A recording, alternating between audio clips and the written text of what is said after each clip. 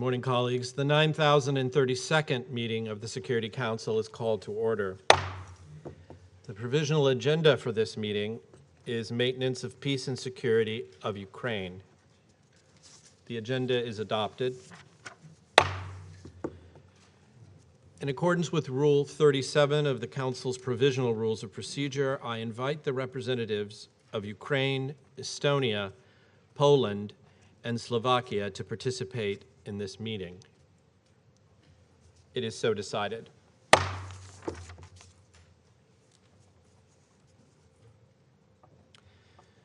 In accordance with Rule 39 of the Council's Provisional Rules of Procedure, I invite the following briefers to participate in this meeting. Ms. Joyce Masuya, Assistant Secretary General for Humanitarian Affairs and Deputy Emergency Relief Coordinator, and Mr. Omar Abdi, Deputy Executive Director for Programs, UNICEF. It is so decided.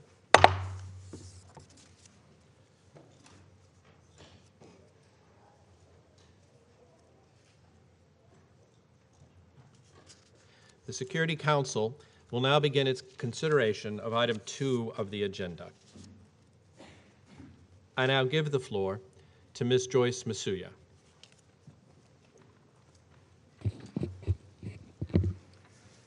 Thank you, Mr. President. As this Council received an in-depth humanitarian briefing by Under-Secretary General Griffiths last Thursday, I will keep today's remarks brief. And I know Omar, the Deputy Executive Director of UNICEF, will of course provide details on the impact of this war is having on children. Let me update you with the latest on the United Nations joint efforts to negotiate more humanitarian pauses to allow safe passage for civilians trapped by the fighting. On Monday, we, together with the International Committee of the Red Cross, were able to evacuate another 174 civilians from the Azovstal steel plant and other parts of Mariupol. This was the third operation in the past week out of Mariupol, bringing the total number of civilians evacuated from the steel plant, Mariupol, and neighboring towns to over 600. A truly monumental feat amid the shelling and destruction ongoing in the east. Mr. President, this is a glimmer of hope. Yet, as we have seen this past couple of days, this war continues on its destructive path. The intense fighting is causing immense human suffering. Civilians, particularly women and children, are paying the heaviest price. Recent reports of the shelling of a school in Bilohorivka in Luhansk Oblast, where women and children were seeking shelter from the fighting, are abominable, and the human toll must be condemned. Hostilities in populated areas are extremely destructive. The use of wide-area explosive weapons in these areas comes with a very high risk of indiscriminate effects and must be avoided. The presence of landmine and unexploded ordnance has also significantly impacts humanitarian responses and access. Even before this war, eastern Ukraine was one of the most mine-contaminated regions in the world. Support for mine action is crucial. Demining is a priority to open up humanitarian space. Mr. President, under international humanitarian law, the parties must respect all civilians as well as civilian homes, schools, hospitals, and other essential infrastructure. They must take constant care to spare them. This includes allowing civilians to leave areas of hostilities voluntarily and safely.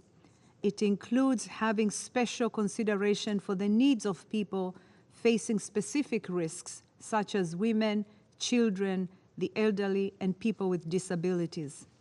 I also urge parties to the conflict to remove any barriers to the movement of humanitarian staff to ensure the continued delivery of life-saving assistance across Ukraine.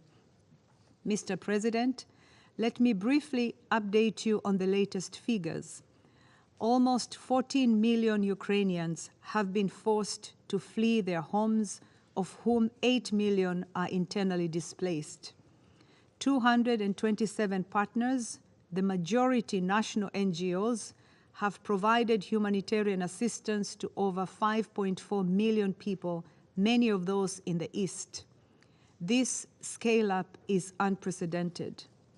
As you are aware, in addition to the evacuations from the Azovstal plant in Mariupol, 5 interagency convoys, including essential medical supplies, water, food rations, non-food items, water repair systems, and generator, have provided a lifeline to civilians encircled by fighting. This is by no means enough. Both parties have been notified of these convoys. I urge them to continue their facilitation efforts so we can reach many more civilians. This is also required of them under international humanitarian law. We must urgently take our efforts to scale.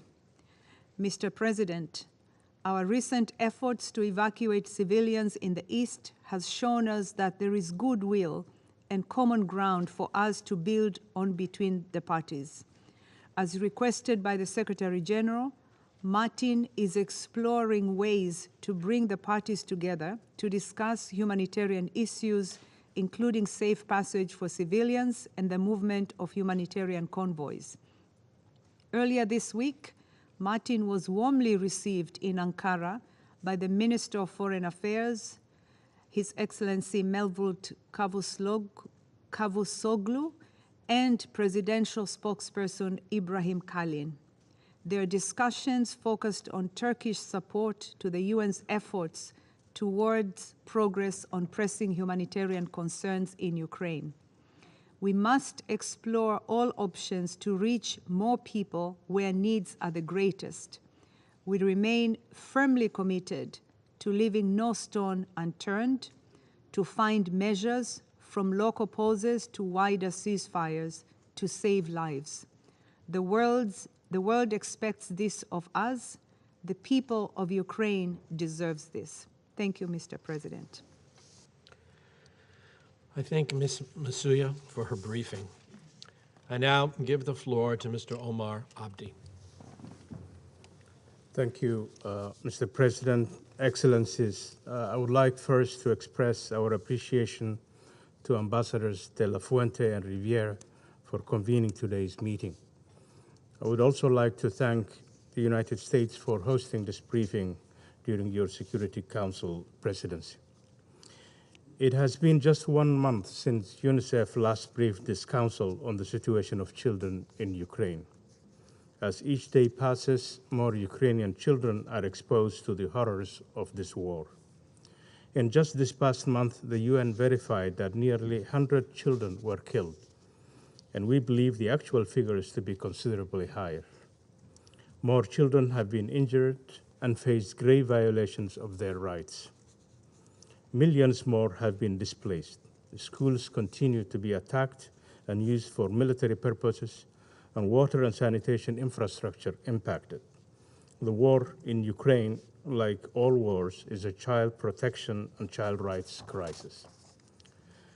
Last month, UNICEF briefed this council following the attack on Kramatorsk train station, an attack on families fleeing the violence, and which interrupted the work of our team on the ground to deliver desperately needed humanitarian assistance. We meet again today after another horrifying attack, this time on a school in Luhansk, yet another stark example of disregard for civilian lives. Today, even more families are mourning the loss of loved ones. It is also a stark reminder that in Ukraine today, education is also under attack. In February, the school year came to a standstill when the war broke out. As of last week, at least 15 of 89 UNICEF-supported schools in eastern Ukraine had been damaged or destroyed since the start of the war. Hundreds of schools across the country are reported to have been hit by heavy artillery, airstrikes, and other explosive weapons in populated areas, whilst other schools are being used as information centers, shelters, supply hubs, or for military purposes, with long-term impact on children's return to education. These attacks must stop. All parts must honor their legal and moral obligation to protect civilians and civilian infrastructure, to respect international humanitarian and human rights law, and to ensure the rights of children are upheld. In 2021, this Council adopted Resolution 2601, which condemns attacks on schools and calls for all necessary safeguards to uphold the right to education. The Safe Schools Declaration outlines what is needed to enhance the protection of education in conflict. What is needed now is the courage, discipline, and political will to translate these words into action. Excellencies, schools are a lifeline for children, especially in conflict. Schools are a safe place with routines provided, protection from harm, and a semblance of normalcy. Schools are also critical conduits for information about the risk of deadly explosive ordnance, and they are a connector to essential health and psychosocial services. The education workforce in Ukraine, teachers, principals, social workers, psychologists, and other professionals are equally impacted by this conflict. Supporting them so they can stay and deliver is more important than ever. We must also ensure creative, multifaceted, and flexible solutions that combine low and high-tech methods to reach all children and minimize disruptions to their learning. In mid-March, over 15,000 schools resumed education in Ukraine, mostly through remote learning or in-person hybrid options. The Ministry of Education and Science, supported by UNICEF and other partners, is doing everything possible to reach Ukrainian children, including supporting online education from kindergarten through grade 11. We are also supporting an ongoing digital campaign on explosive ordnance risk education while providing education-related supplies. However, remote learning can only be a temporary solution. Lessons from the pandemic, that's COVID-19 pandemic, show the importance of children learning in a school setting with their peers and teachers. In the broader region, thanks to the European Union's Temporary Protection Directive, governments and municipalities in neighboring countries are enrolling children in national school systems and alternative education pathways. This is helping ensure the continuity of children's learning and supporting their completion of the school year. It is estimated that 3.7 million children in Ukraine and abroad are using online and distance learning options. But enormous obstacles remain, including capacity and resource constraints, language barriers, and unpredictable movements of children and their families.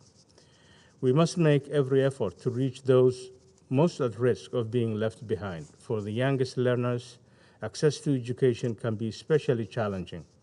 Less than 5% of the refugee preschool age children are estimated to be enrolled in public kindergarten.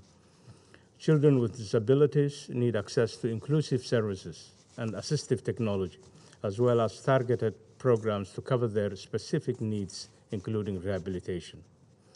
In the last month, we have seen small moments of relief as children and other civilians evacuated from Mariupol and other frontline locations reach relative safety. Humanitarians have reached millions of people in need across the country with health, education, water and essential supplies, as well as information, counseling, and psychosocial support. Yet, we know that the situation for children and their families in conflict-affected areas without access to humanitarian assistance continues to be grim. Children and parents tell us of their living hell, where they were forced to go hungry, drink from muddy puddles, and shelter from constant shelling and bombardments, dodging bombs, bullets, and landmines as they fled. The war in Ukraine has also had a devastating impact on the most vulnerable children globally, as food and fuel prices spike to all-time high. Children already affected by conflict and climate crisis across the world, from Afghanistan to Yemen and the Horn of Africa, are now paying a deadly price for another war far from their doorsteps. The repercussions of the war in Ukraine will continue to ripple across the globe. Excellencies, Ukrainian children have been uprooted from their homes, separated from caregivers, and directly exposed to war. Their schools have been destroyed, and the critical infrastructure essential to their survival and well-being, including hospitals and water and sanitation systems, are being devastated by the fighting. Ukrainian children tell us that they want to reunite with their families, to return to their communities, to go to school and play in their neighborhoods. Children are resilient, but they shouldn't have to be. They have already paid an unconscionably high price in this war. We must do everything possible to help ensure it doesn't also cost them their futures. Once again, as humanitarians, we will do everything we can to continue meeting the needs of children affected by this war, to provide safety, stability, and protection. But this will never be enough. Ultimately, children need an end to this war. Their futures hang in the balance. Thank you, Mr. President. I thank Mr. Abdi for his briefing. I would like to draw the attention of speakers to paragraph 22 of Note 507, which encourages all participants in council meetings to deliver their statements in 5 minutes or less, in line with the Security Council's commitment to making more effective use of open meetings. And I now give the floor to those council members who wish to make statements. I give the floor to the representative of Mexico. Muchas gracias, señor presidente. Agradezco las presentaciones de la señora Joyce Suya, así como del señor Abdi. Sus exposiciones confirman nuestra preocupación sobre el terrible impacto en las vidas de niñas y niños que tiene el conflicto en Ucrania y razón por la que mi país y Francia solicitamos esta sesión. En tanto no se logre un cese a las hostilidades, las prioridades de la comunidad internacional deben ser la asistencia humanitaria, la protección de la población civil, en particular grupos en mayor situación de vulnerabilidad, como niños y niñas, y evitar más daños a la infraestructura elemental para su supervivencia. Ataques como el ocurrido contra una escuela en la región de Lugansk son absolutamente inaceptables y condenables. Atacar escuelas es una clara violación al derecho internacional humanitario que no debemos pasar por alto. En este sentido, estamos atentos a la labor del fiscal de la Corte Penal Internacional. Lamentamos que este incidente de Lugansk no sea un caso aislado. En todo momento debe evitarse el uso de armas explosivas cerca de escuelas e instituciones de enseñanza superior y sus vías de acceso. Asimismo, las Fuerzas Armadas deben estar adecuadamente capacitadas para evitar afectar a la población civil. Señor presidente, el impacto de la guerra en la niñez es simplemente devastador. Como ha indicado UNICEF, 2/3 partes de los niños y niñas ucranianos se han visto desplazados por el conflicto, teniendo que abandonar, en la mayoría de los casos, el único hogar que conocían. Este conflicto afecta además la salud mental y el bienestar psicosocial de toda una generación, los desplazados y los que se quedaron. El trauma que genera esta guerra no discrimina y los constantes bombardeos y el asedio psicológico de alertas por ataques inminentes tendrán repercusiones de largo plazo y muy profundas. Reconocemos los esfuerzos de UNICEF y de otras instituciones para atender esta crisis de salud mental y consideramos necesario que se delineen estrategias integrales para atender este flagelo. Por otra parte, nos preocupa el incremento de los reportes de casos de violencia sexual contra niñas y niños para quienes los servicios de apoyo son sumamente limitados. La afectación a las instalaciones de salud se traduce también en el deterioro a los servicios de salud sexual y reproductiva y de los cuidados para recién nacidos. La ola masiva de desplazamientos ha convertido a los niños y niñas y a los adolescentes en un objetivo para las redes de trata de personas y son especialmente vulnerables los menores no acompañados o aquellos separados. Llamamos a los países receptores e instituciones como la ONU e Interpol a que enfrenten estas nuevas circunstancias y a registrar e identificar a menores refugiados. Finalmente, no podemos dejar de referirnos a la situación de las niñas y niños con discapacidad, cuya vulnerabilidad es aún más aguda. Por otra parte, México subraya la importancia de que cualquier niño procedente de Ucrania o de cualquier otro país se le brinde el mismo trato. No puede haber un sistema con dos niveles de estándar en el trato a refugiados. Señor presidente, para terminar, cualquier guerra es una guerra contra la niñez y esta no es excepción. Por ello, solicitamos al secretario general y a la representante especial sobre niñez en conflicto armado a que en el próximo informe sobre el tema se incluya a Ucrania con miras a que se establezca un mecanismo de monitoreo y reporte, se enlisten a las partes responsables de violaciones graves en contra de la niñez y se atienda la situación en el grupo de trabajo sobre niñez en conflicto armado. Muchas gracias, señor presidente.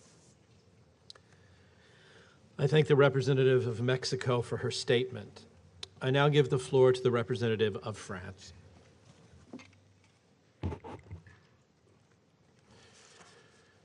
Monsieur le Président, je remercie Madame Souya et Monsieur Abdi pour leurs interventions. L'agression russe se poursuit inexorablement.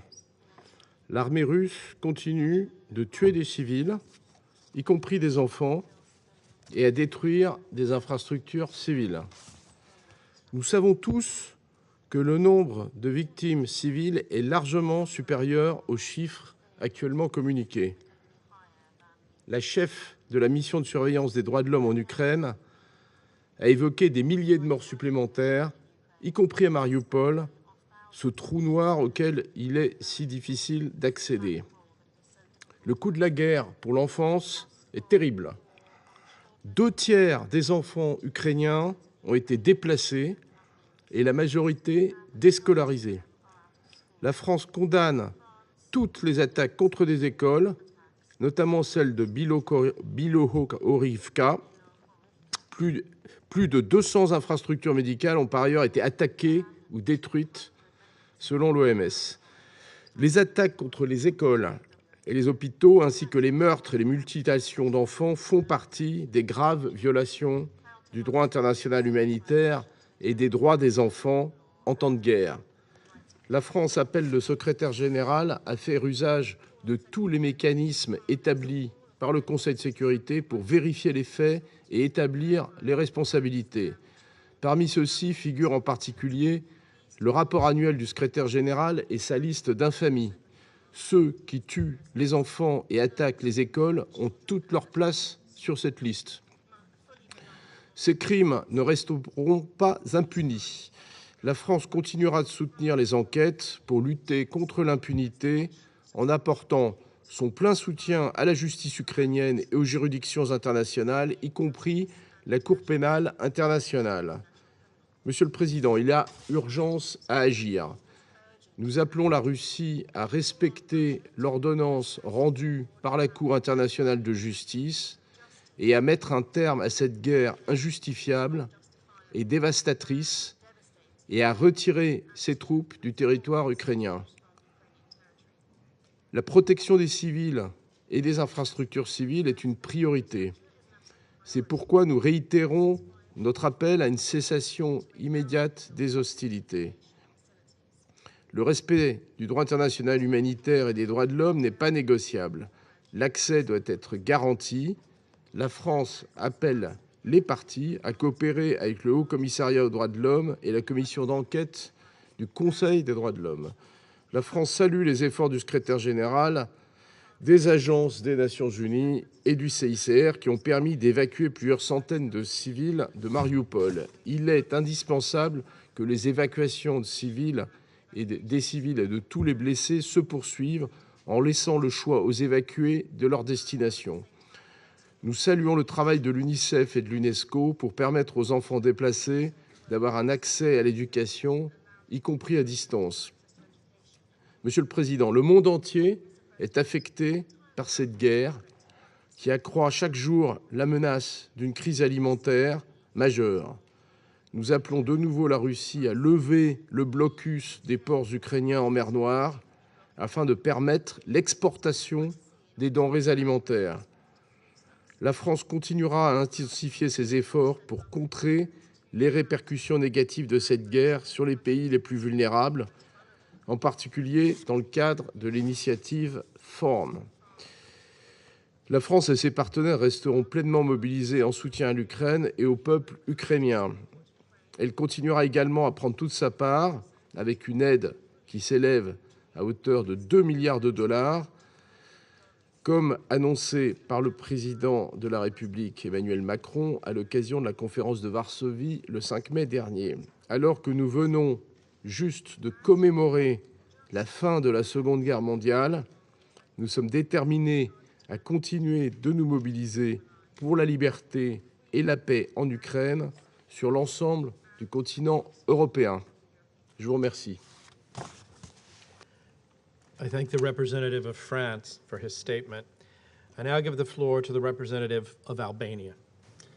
Thank you, Mr. President, and let me thank Ms. Msuya and Mr. Abdi for the update information.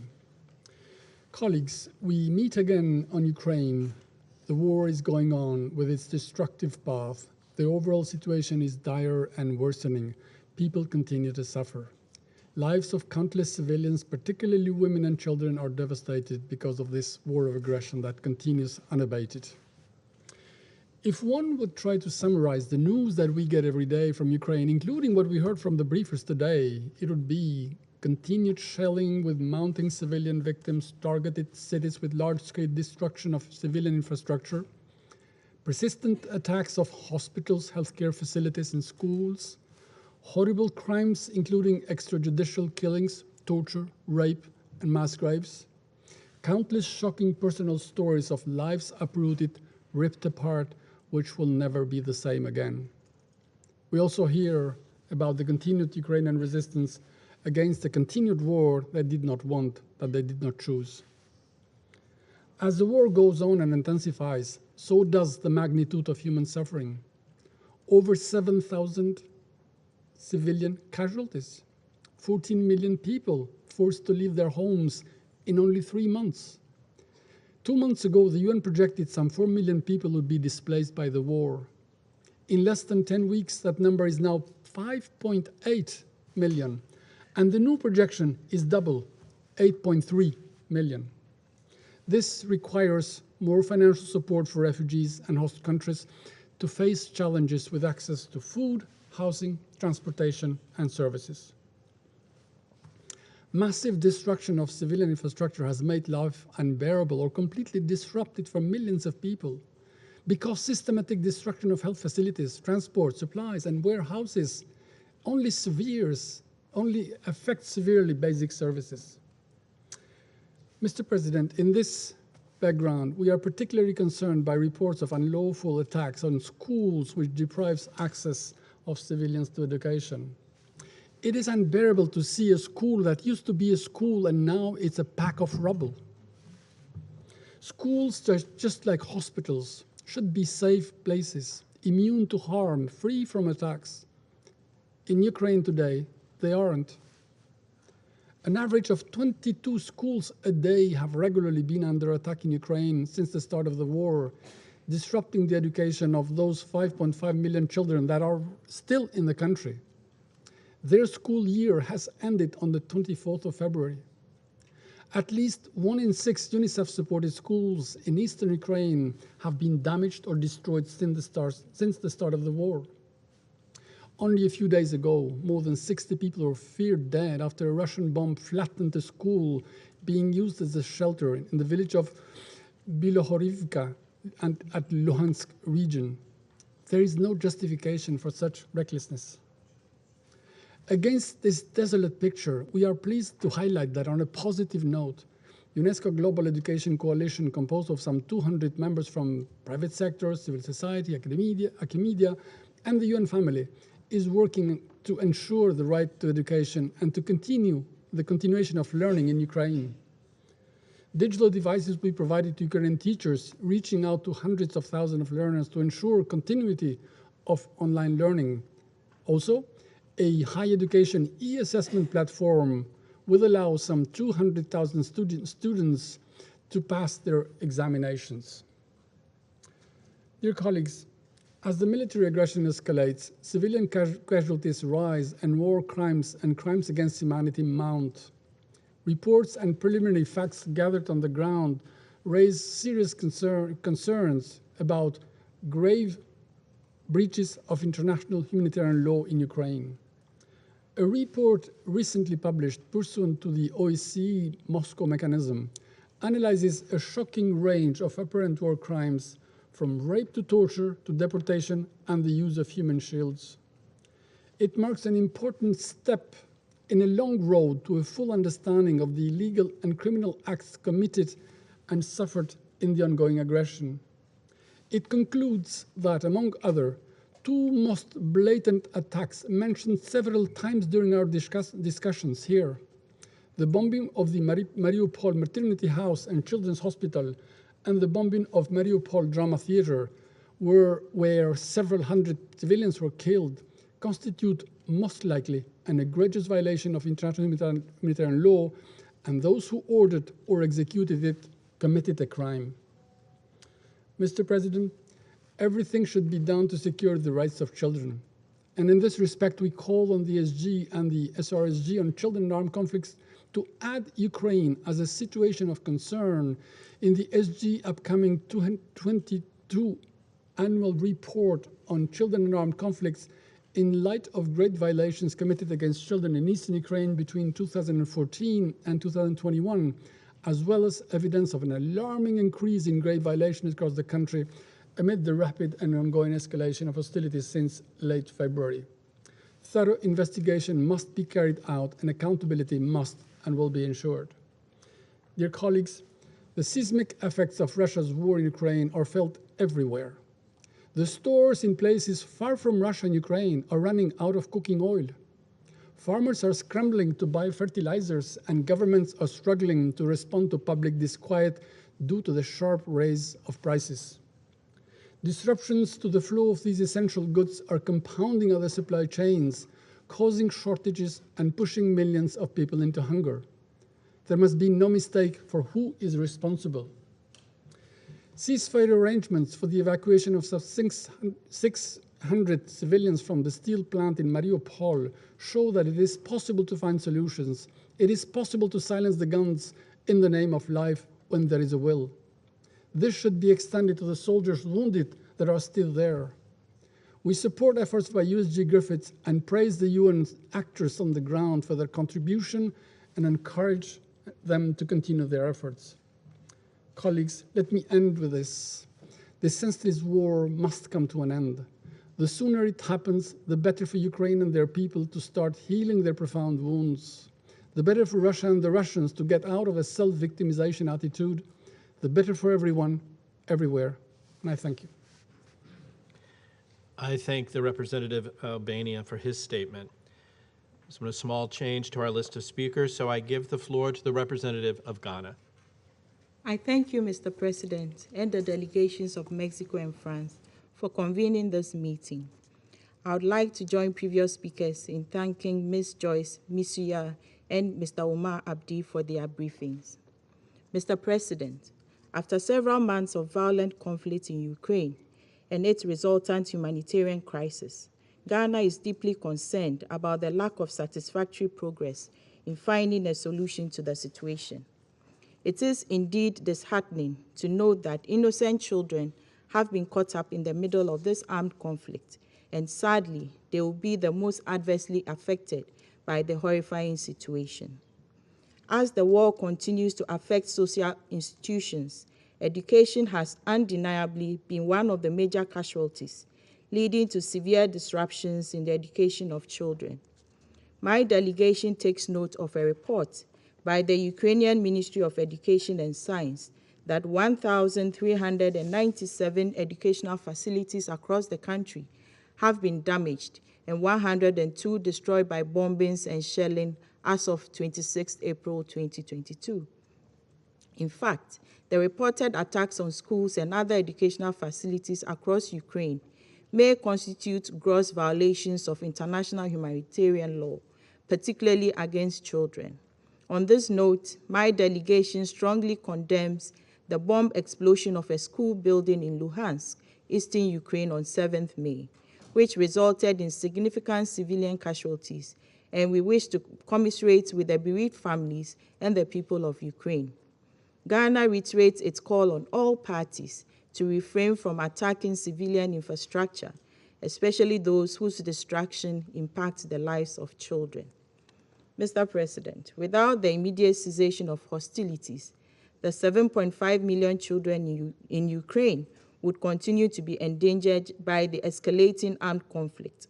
It is very disheartening to see images of students forced to hide in basements and bomb shelters, and children missing months of schooling, which will certainly impact their future negatively.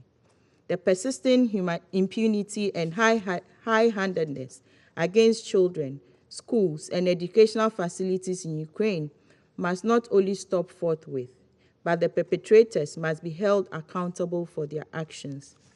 In the meantime, Ghana is still hopeful that the war ends soon by peaceful and diplomatic means, so that teachers and students can return to their normal routines. In these difficult circumstances in Ukraine, the fact still remains that war is usually traumatic for children, especially when they are directly affected. The mental impact, especially on these children, is likely to have devastating consequences for several years to come. In this connection, humanitarian efforts should not only focus on the physical needs of the affected children in Ukraine, but also on their psychological needs and emotional assistance, as the damage of the war will result in long-lasting psychological trauma. My delegation reiterates that the mental well-being and safety of the children in Ukraine should be our utmost concern and should remain at the forefront of action of the international community, including this Council. At this juncture, we wish to commend the efforts of UNICEF and its partners in providing education-related supplies and appropriate learning opportunities for Ukrainian children in formal and informal settings. My delegation calls on host and transit countries to ensure that the best interest of children, including learning opportunities, is an essential element of their interventions. We believe that such interventions would minimize the enduring impact that the ongoing crisis will have in the lives of the children in Ukraine and their education. In the spirit of UN Resolution 2601, I would like to reaffirm Ghana's commitment to UN endeavors to protect the children in Ukraine, as well as its efforts aimed at ensuring uninterrupted education for the children. We encourage the continued deployment of the good offices of the Secretary General in the international endeavor to bring an end to the war and facilitate a diplomatic solution to the ongoing security and humanitarian crisis in Ukraine. In concluding, for the sake of the lives of the innocent children in Ukraine, we reiterate our call on the Russian Federation to heed the repeated calls of the international community to withdraw all its invading troops from the internationally recognized borders of Ukraine and pursue the path of dialogue and diplomacy. I thank you, Mr. President. I thank the representative of Ghana for her statement. I now give the floor to the representative of Kenya. Thank you, Mr. President. I thank ASG, Madam Joyce Msuya, and Deputy ED, Mr. Omar Abdi, for their briefings. I also welcome the participation of the representatives of Ukraine, Estonia, Poland, and Slovakia. Mr. President, the humanitarian catastrophe in Ukraine is deeply disturbing. We do not think that it is inevitable that it should continue. But we fear that the Council is settling into a familiar tragic pattern. The military conflict is becoming a protracted affair. in which the civilian population continues to suffer gravely. And rather than diplomacy, negotiation, and ceasefire being sought with ambition, far too much energy and attention are being used to make and defend accusations of violations of international humanitarian law. We are forced to restate the obvious, that our responsibility as the Security Council is to protect international peace and security. Of course, our efforts to advance the humanitarian aims in conflict are critically important, but the primary responsibility of the Council remains international peace and security. We must therefore urge the Council and all its members to make every effort to find a path to negotiating peace for Ukraine and its suffering people. A peace that respects and protects Ukraine's rights as a member state of the United Nations. The unfolding political situation in Europe, with alliances rapidly developing that may entrench differences, needs to be stabilized for the sake of international peace and security. If the Security Council and the international community truly embrace the preventive approach, then this is a priority. It is also the best guard against the humanitarian crisis that will emerge as a result of a broadening of the war in the future.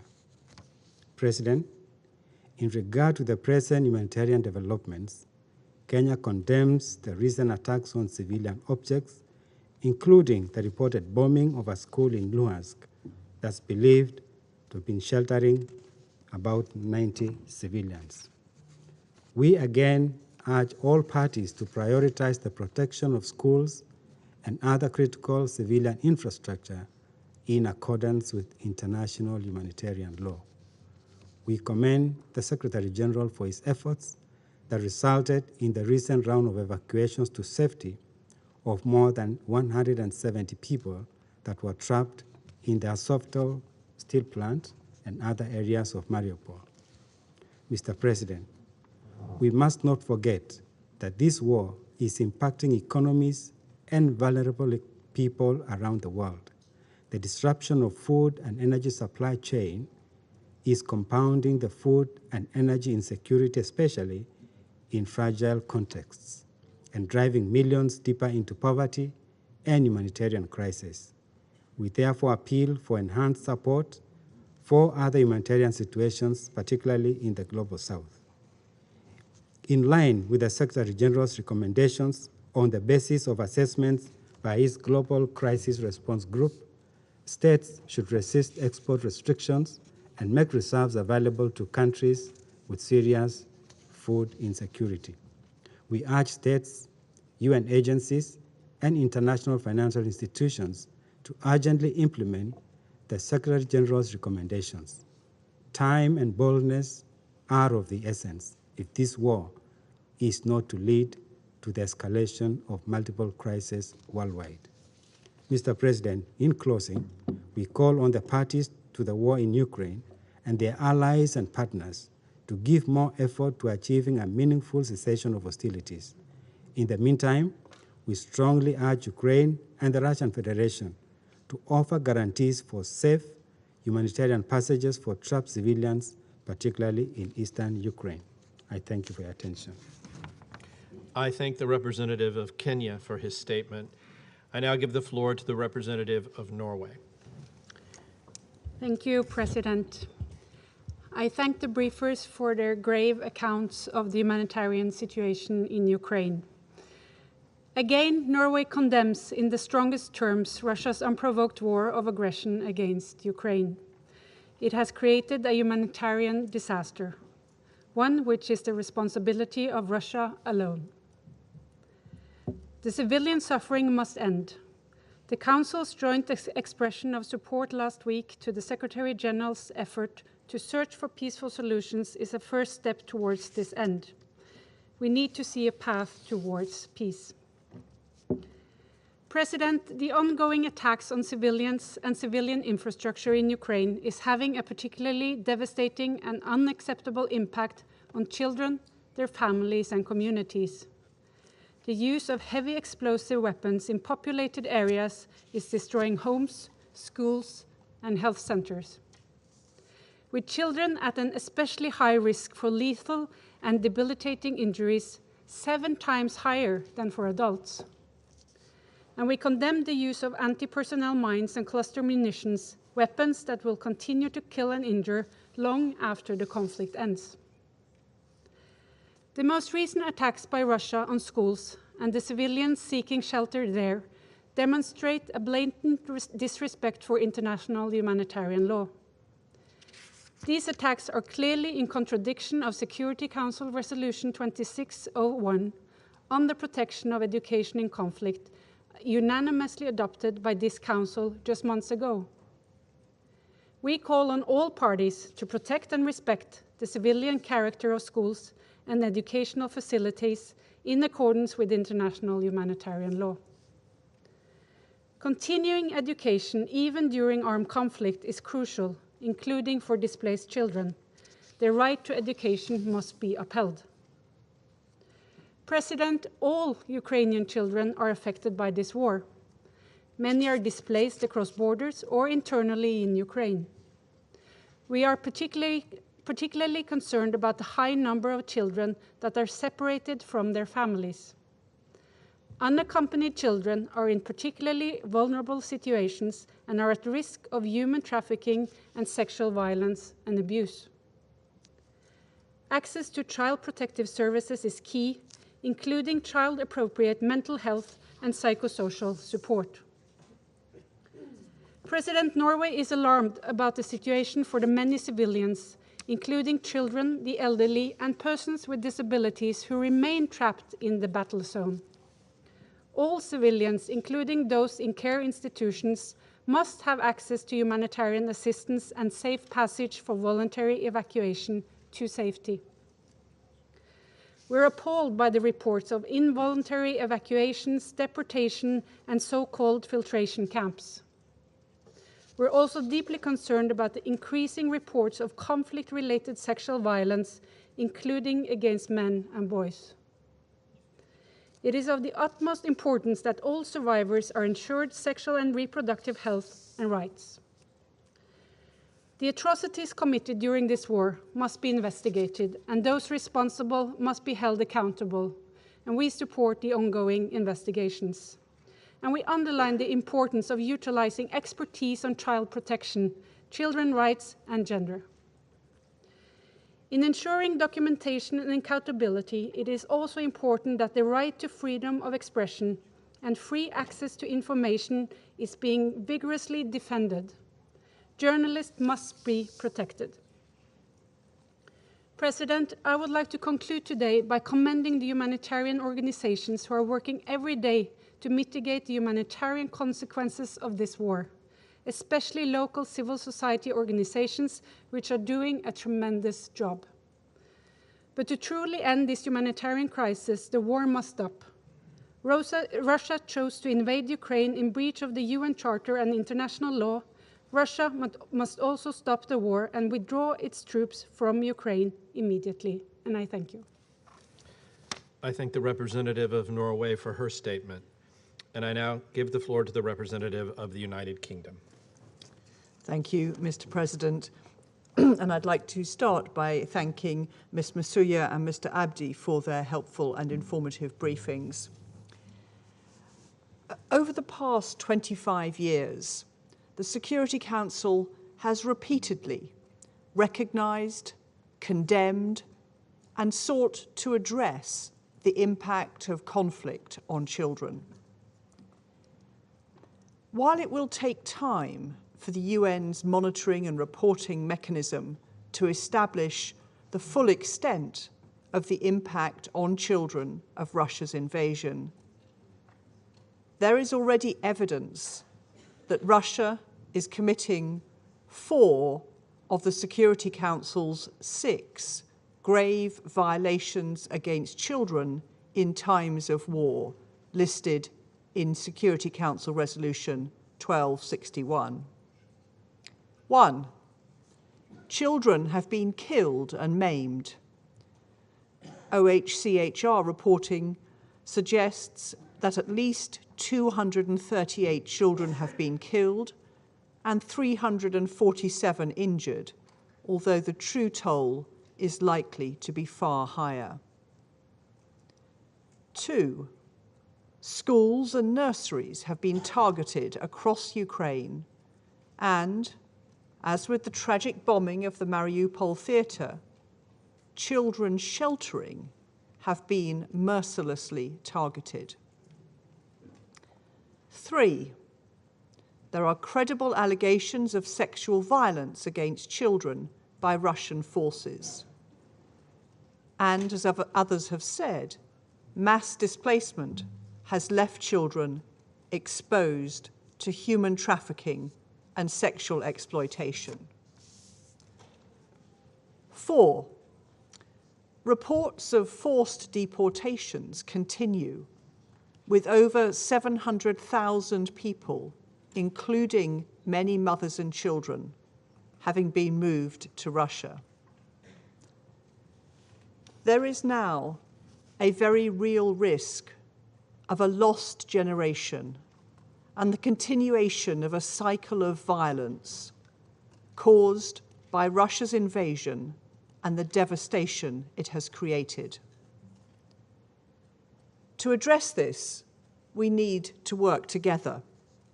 First, we urge all countries to endorse and implement the 2016 Safe Schools Declaration, designed to protect education in armed conflict. Second, the international community must ensure that all credible allegations of crimes on the territory of Ukraine are investigated, including grave violations against children, whoever is accused of committing them. We support all efforts to improve our collective understanding of the situation on the ground through evidence and data collection and the work of the monitoring and reporting mechanism. Third, the UK is proud to continue to play a leading role in the humanitarian effort in Ukraine, delivering vital supplies and life-saving medical aid to those most in need, including children. But humanitarian support is not a solution to the suffering of children in Ukraine. Only the withdrawal of Russian troops and an end to Russia's war in Ukraine will end the cause of suffering. I thank you, Mr. President. I thank the representative of the United Kingdom for her statement. I now give the floor to the representative of Brazil. Thank you.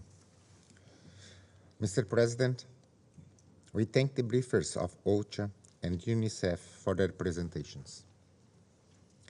We also would like to thank France and Mexico for their initiative to discuss the impact of the conflict in Ukraine on children and education. Children in Ukraine, as elsewhere, must be protected from the harm of violence, and under no circumstances should they be subject to violations of international humanitarian law, international human rights law, and international refugee law. Brazil is deeply concerned with the continued reports of child casualties due to the use of explosive weapons, mining-related incidents, and explosive remnants of war. Both parties to the conflict must avoid the use of explosive weapons in densely populated areas, including near schools or universities, or along routes to or from them. Schools and medical facilities should never be used for military purposes. It is of the utmost importance to implement Resolution 2601 on the protection of education, which Brazil co-sponsored last year. The Safe Schools Declaration, which we have also endorsed, provides important guidelines on this matter as well. In the face of conflict, children and their parents have to endure great challenges. There are reports of Ukrainian parents that, out of desperation, sent their children abroad with strangers. Authorities in neighboring countries have identified children as young as 4 and 5 years old crossing state borders alone or with barely familiar people. For them, family reunification should be pursued with great urgency. We cannot overestimate the impact of war in traumatized children. Furthermore, with the disruption of the school system countrywide, their studies are discontinued and compromised, with lasting impact to their personal development. As the conflict persists, the damage to children's education grows starker. The cessation of attacks against civilian infrastructures is key in protecting children from the harms of conflict. Resolution 2573 provides fundamental guidance for the protection of objects indispensable to survival of civilian population. Children forced to flee their homes to ensure their own survival are especially vulnerable. Brazil is concerned with the alarming number of children who became internally displaced persons and refugees. Support from the international community is needed more than ever, especially to those children who are unaccompanied or separated from their parents and family members. As they are forced into the condition of refugees or IDPs, children can become more vulnerable to crimes, including sexual violence and exploitation. Their physical integrity and well-being should be a priority to all member states. In line with our tradition of solidarity, Brazil has been granting humanitarian visas and residence permits for displaced Ukrainians and stateless persons affected or displaced by the armed conflict in Ukraine. Once in Brazilian territory, they have full access to all public services and social benefits on equal footing with Brazilian nationals. Brazilian civil society has been forthcoming in mobilizing to provide further specialized assistance to help local integration. Other Brazilian humanitarian actions include the donation of water purifiers, food, essential supplies, and medical items.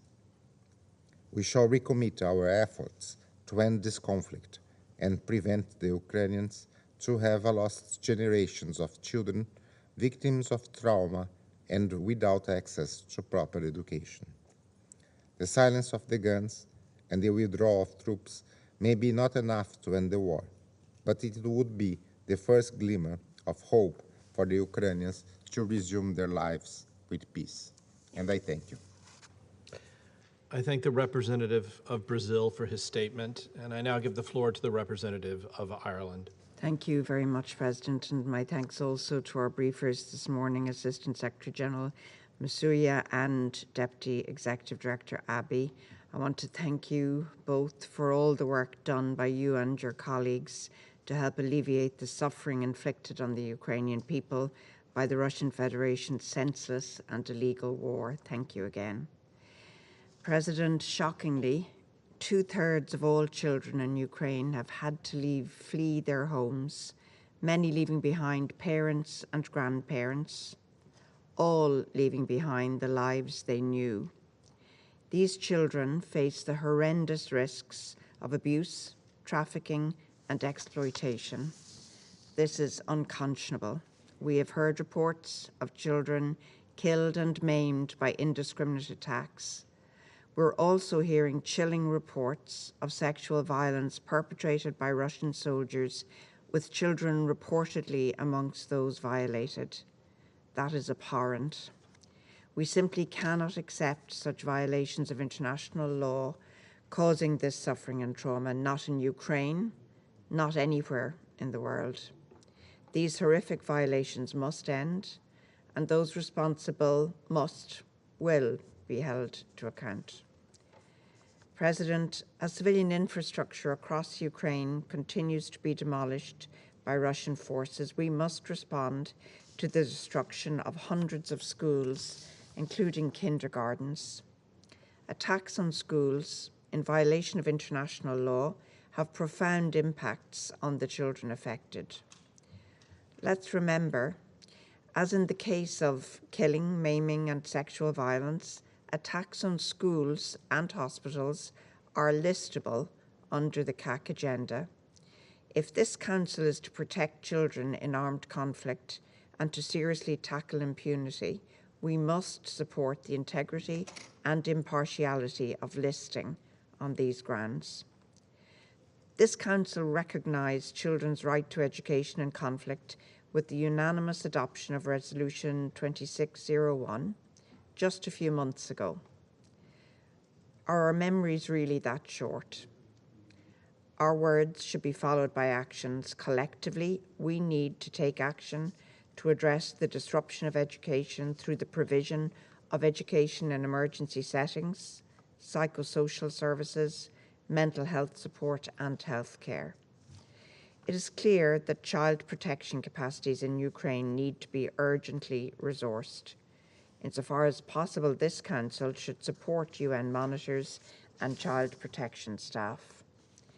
Ireland calls on the Secretary-General and on Special Representative Gamba to consider adding Ukraine as a situation of concern in the upcoming annual reports on children and armed conflict, in order to further assist the extremely important monitoring work carried out by UN staff. Grave violations and abuses have been committed against children in eastern Ukraine since 2014, and now, with the alarming increase in violations since the further Russian invasion 2 months ago, we would fully expect to see this reflected in the next reports. We also call on the Secretary-General and SRSG Gamba to use all tools and mechanisms to address any CAC violations taking place in Ukraine and to deliver on accountability. President, the most innocent of victims, millions of Ukraine's children, are being robbed of their childhoods and of their future by this war. Denying children their right to education has profound impacts on their individual development, but also on the future of Ukrainian society as a whole. We continue to see the devastating impact of the use of explosive weapons in populated areas, including on schools. Now, and long after the conflict, the contamination of explosive remnants of war will have a disproportionate impact on the children of Ukraine, carrying risks of death or injury, further blighting their futures. Equally, robbing children of the possibility of routine vaccinations exposes them to critical outbreaks of communicable diseases, which can also have long-term debilitating consequences. The evacuations from Mariupol, negotiated by the Secretary-General and the UN, have shown that it is possible to do the right thing for civilians and that the humanitarian notification system can function. We must continue all our efforts to help the people of Ukraine. President, the reverberations of this war, we know, reach far beyond Ukraine's borders. We also know that they will reach beyond this generation. We all have a responsibility to support the people of Ukraine long after this war has ended. At this table, we have repeatedly called for the war to end, for the Russian Federation to withdraw its forces and to engage in true dialogue and diplomacy. However, while armed conflict continues, Russia must comply with its obligations under international law, including international humanitarian law. We will not tire of making this call. We must meet our responsibilities. The children of Ukraine deserve nothing less from us. Thank you. I thank the representative of Ireland for her statement, and I now give the floor to the representative of China. 主席先生，我感谢莫苏亚助理秘书长和阿布迪副执行主任的通报。乌克兰的冲突让儿童承受着不属于他们年龄的痛苦。保护儿童免受伤害是冲突当事方必须履行的国际法义务。中方再次呼吁保障儿童和儿童赖以生存的基础设施安全，在人员疏散和人道救援行动中优先考虑儿童的需求。我们欢迎在联合国和红十字国际委员会协调下，受困在马里乌波尔亚速钢铁厂，包括儿童在内的平民得以安全疏散。希望俄罗斯和乌克兰继续就人道问题加大协调，全力减少冲突带来的人道影响。比洛霍里夫卡村一所学校于5月7日遭到袭击，并造成多人丧生，这样的事件令人痛惜。学校不应成为袭击目标，也不应被用作军事目的。事件情况和具体原因必须查清，任何指控都应基于事实。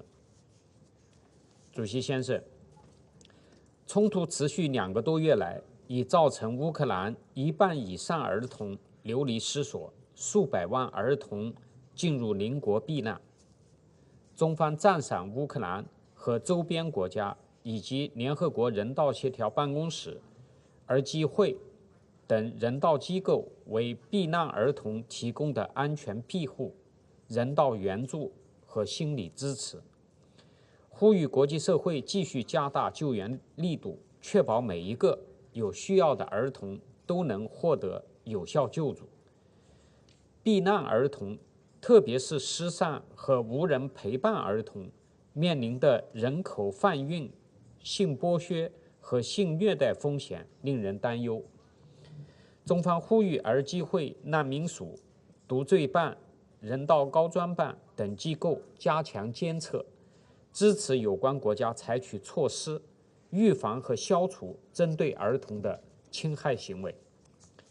世卫组织关于儿童常规免疫击中受到干扰、麻疹等疫病爆发风险上升的警告，应当引起重视。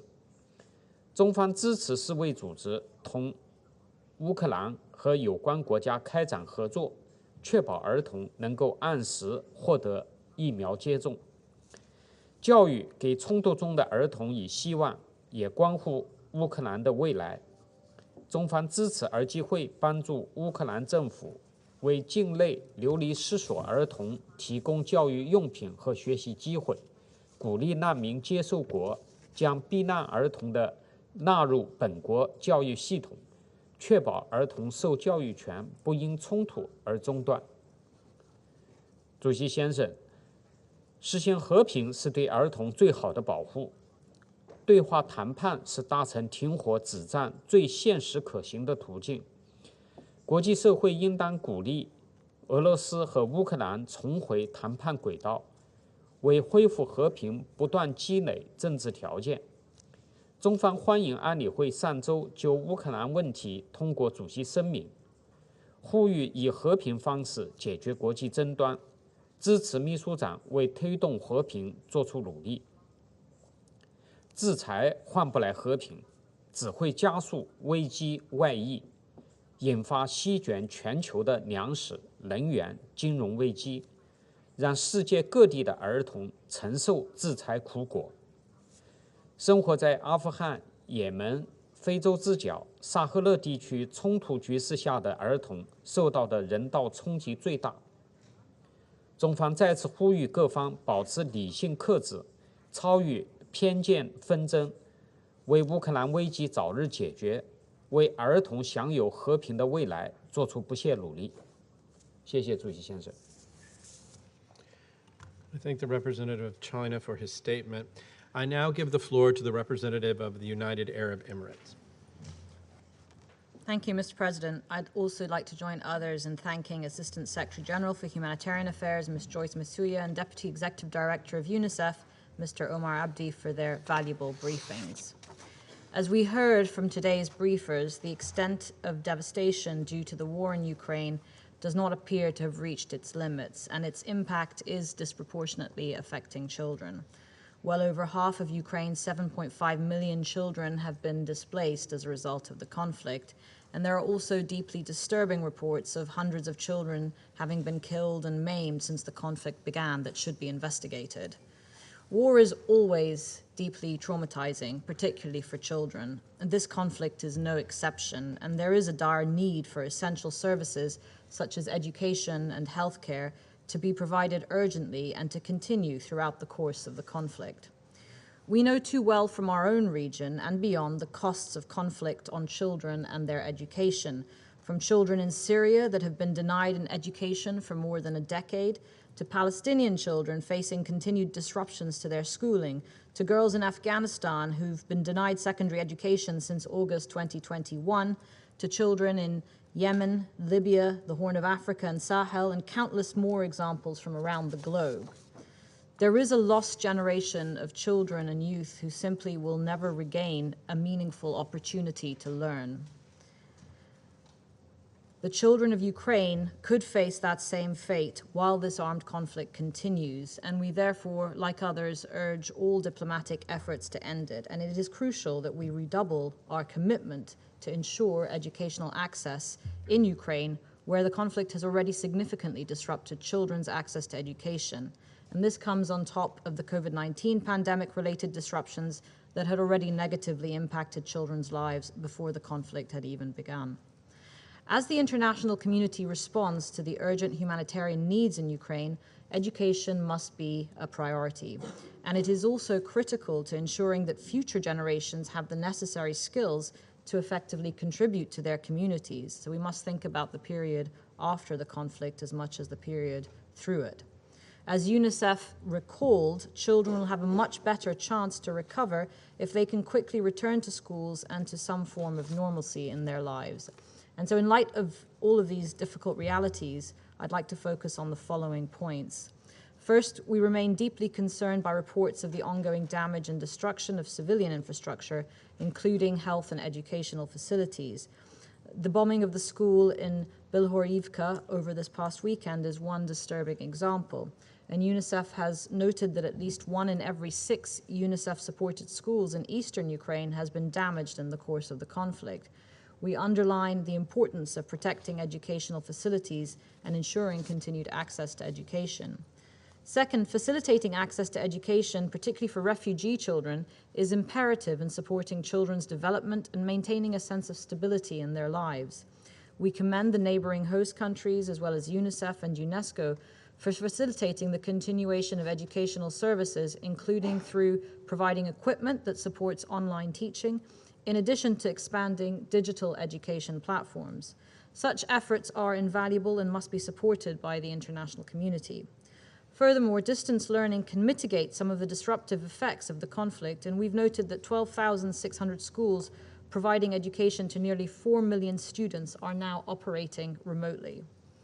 Third, providing psychosocial services is critical to ensuring children's well-being during and after the war. Children have been uprooted from their homes and separated from caregivers. Many children have witnessed or experienced violence, included reported sexual violence, and all credible reports should be investigated. We commend UNHCR and UNICEF for their support for the provision of psychosocial services to children, as well as their efforts to particularly help children with disabilities. Finally, we reiterate our call on all parties to abide by their obligations under international humanitarian law, and we further underline that the protection of children and all civilians can only be assured with the cessation of hostilities throughout Ukraine and the reaching of a diplomatic solution to this conflict. This is not only essential for the children of Ukraine, but all children globally living through years of armed conflict. None of these children should be neglected by the Security Council. The reverberating impact of this conflict, including through the rise of food and commodity prices, will fall heaviest on the health and development of children. In this vein, we call on both sides to remain committed, despite the difficulties, to dialogue, and for the international community and this Council to support efforts to end the conflict and establish a process for peace. We are encouraged by the Secretary General's efforts in this regard and OCHA's feedback to this Council that recent efforts to evacuate hundreds of civilians in Mariupol have shown the goodwill that exists on both sides and are grounds to build upon. We must build on that opportunity and double down our efforts to support these initiatives. Thank you, Mr. President. I thank the representative of the United Arab Emirates for her statement. I now give the floor to the representative of the Russian Federation. Господин председатель, приветствую на заседании заместителя исполнительного директора ЮНИСЕФ Амара Абди, заместителя главы ОКГВ Джойс Суя. Внимательно выслушали их доклады. Сегодня ряд делегаций говорили на темы иные, чем дети и образование, которые заявлены в качестве темы сегодняшнего заседания, поэтому я не буду реагировать на это, а сосредоточусь на детях и образовании. Полагаем, что тема сегодняшнего заседания более чем актуальна, потому что в фокусе нашего внимания не только дети, но и образование, их образование, на фундаменте которого формируются их личности. Вот уже более 8 лет на Украине киевский режим ведет гражданскую войну против своего народа. То, какие планы были у майданной власти в отношении детей Донбасса, стало понятно после слов бывшего президента Украины Петра Порошенко, сказанных в 2014 году в отношении жителей Донбасса, граждан Украины, своих граждан. Цитирую: «У нас будет работа, у них нет. У нас поддержку людей, детей и пенсионеров будет, у них нет. У нас дети пойдут в школы и детские сады, а у них они будут сидеть по подвалам. Вот так, именно так мы выиграем эту войну». Конец цитаты. Порошенко это свое обещание, в отличие от многих других, сдержал. Киевские власти своими обстрелами действительно не давали донбасским детям выйти из подвалов. Под прицельным огнем украинских военных находились школы, больницы, детские площадки, а также ключевые объекты инфраструктуры. Вот только наши западные коллеги по политическим причинам предпочитали этого не замечать. За эти 8 лет в результате обстрелов ВСУ на Донбассе погибло свыше 100 детей. У жителей Донбасса есть традиция нести цветы на аллею ангелов, памятнику детям, погибшим от рук украинских военных, поднявших оружие против своего народа. Туда же сегодня в воспитательных целях отводят многих украинских военнопленных с тем, чтобы они осознали, с кем они на самом деле воевали все эти годы. За период с 2014 по 2022 год только в Луганской Народной Республике зафиксировано более 200 фактов повреждения объектов образования, почти половину из которых составляют школы и детские сады. Уже этой весной в Донбассе под украинскими снарядами вновь гибнут дети. Растет и число сирот, родители которых погибают от обстрелов украинской армии. Россия помогает дончанам и луганчанам, чем может.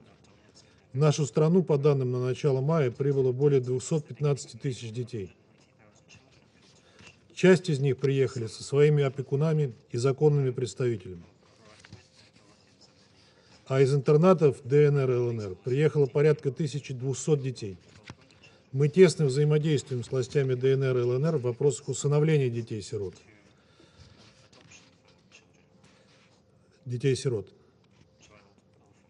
В интересах детей задействуется такой институт, как временная опека, позволяющий временно разместить их в российских семьях. Направляем гуманитарную помощь детям в Донбассе. Что касается детей-беженцев, то организуем процесс устройства детей в школы, при этом задействуем все варианты. Обычные школы, надомные, инклюзивные и дистанционное обучение. Господин председатель, российские вооруженные силы прилагают все усилия для обеспечения безопасности детей в ходе специальной военной операции на Украине. Мы решительно осуждаем нарушение норм международного гуманитарного права, особенно совершенные в отношении детей. Считаем недопустимыми как преднамеренные нападения на детей и другие категории лиц, пользующихся защитой, так и неизбирательное или чрезмерное применение силы и использование школ в военных целях. Сегодня мы в очередной раз услышали от ряда коллег обвинения в адрес российских военных в совершении актов насилия, включая сексуальное, в отношении детей. Это прозвучало, в частности, у моей британской коллеги, но не только. Мало того, что эти обвинения абсурдны, хотел бы в этой связи сослаться на первоисточник. В интервью компании «Белсат» уполномоченная президента Украины по правам ребенка Дарья Герасимчук сказала следующее.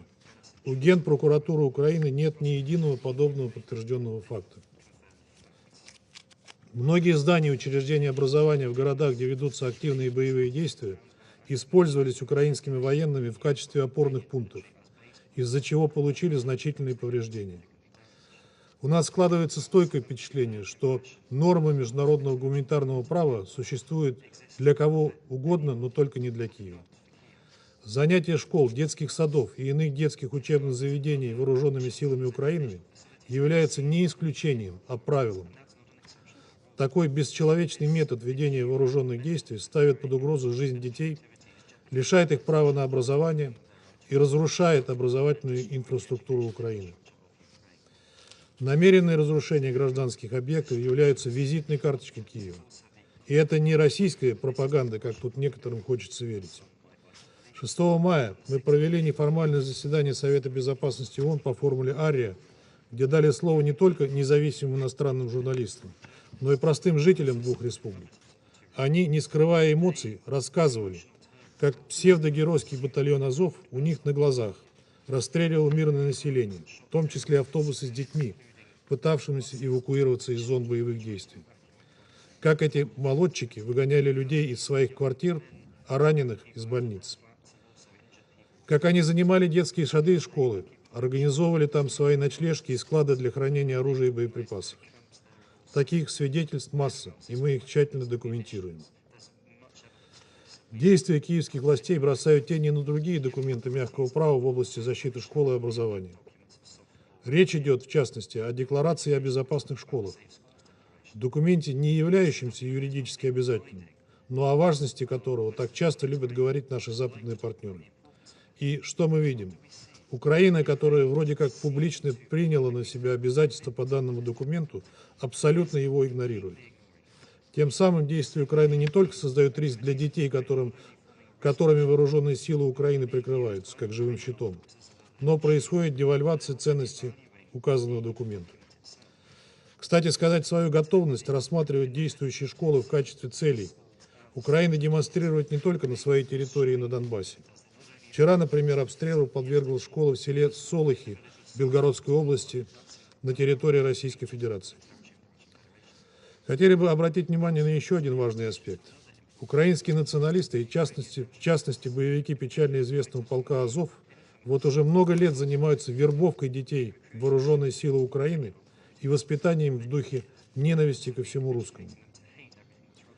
В этих целях в ряде регионов Украины были образованы детские лагеря, куда принимали детей с 7 до 18 лет. Одним из таких учреждений стал детский приют «Пилигрим» в городе Мариуполь, в котором из детей готовили будущих боевиков. Другим подобным учреждением стала организация украинской молодежи «Центурия». Основой ее идеологии – радикальный украинский национализм. Репортажи о подготовке детей-солдат появлялись неоднократно, в том числе и на западном телевидении, еще до начала специальной военной операции России на Украине. В 2018 году журналисты Associated Press на Украине стали свидетелями того, как подростков детского лагеря «Азовец» учат, цитирую, «уничтожать нелюдей». Журналисты США испытали культурный шок. Господин председатель, поскольку наша дискуссия сегодня касается образования, я хотел бы коснуться качества детского образования на Украине, которое киевский режим последовательно затачивал под свои идеологические установки. Проведенный нами анализ более 300 украинских школьных учебников и пособий подтвердил целенаправленную работу по выстраиванию цепочки, искажающей историю и историческую правду. Я даже не говорю о том, что в качестве героев детям представляли фашистских коллаборационистов. Я говорю о том, что современное украинское образование имеет целью изначально настраивать украинскую молодежь с самых ранних возрастов против России. Причем образ врага из нашей страны начали лепить давно. А за послемайданные годы для образовательной системы киевского режима стало нормальным выпускать для школьников материалы, обучающие использованию огнестрельного оружия против сепаратистов и оккупантов. Тотальной украинизацией учебного процесса и переписыванием совместных страниц истории русского и украинского народов занимается Министерство образования и науки Украины. В 2016 году это ведомство, цитирую, с учетом исторических событий последних лет, конец цитаты, утвердило 25 учебных программ. Наиболее масштабной корректировке подверглись программы по истории и географии. Я даже захватил с собой учебник географии для 8 класса под редакцией Масляка и Капирулина. Если верить ему, то предки французов, испанцев, португальцев, турок и даже евреев пришли с Украины. Хочу обратиться к своему французскому коллеге. Николя, вы знали, что вы на самом деле украинец? Не верите, почитайте учебник. Я взял это оттуда. В нем железная логика. Поскольку предки французов это галлы, то они пришли из Галичины, которая на Украине. А знаете ли вы, что, по мнению автора учебника, украинцы и поляки имеют славянское происхождение, а русские – уграфинское? Отказано в славянстве белорусам, их отнесли к балтийским народам. В учебнике «История Украины» для 7 класса под общей редакцией Ляха и Тимировой говорится, что становление украинского народа насчитывает 140 тысяч лет. В учебнике по истории для 9 класса под редакцией Турченко и Марокко утверждается, что к концу XVIII века украинцы в то время были одним из самых крупных народов в Европе. Здесь стоит упомянуть, что галичанец, автор книги «Украинская нация», вообще убежден, что, цитирую, население Восточной Европы вошло в первое тысячелетие новой эры под названием украинцы. Конец цитаты. И это при том, что украинцами жители территорий, входящих в современную Украину, как известно, никто не называл. Даже в творчестве чтимого на Украине и в России поэта Тараса Шевченко, жившего в середине XIX века, термин «украинцы» полностью отсутствует.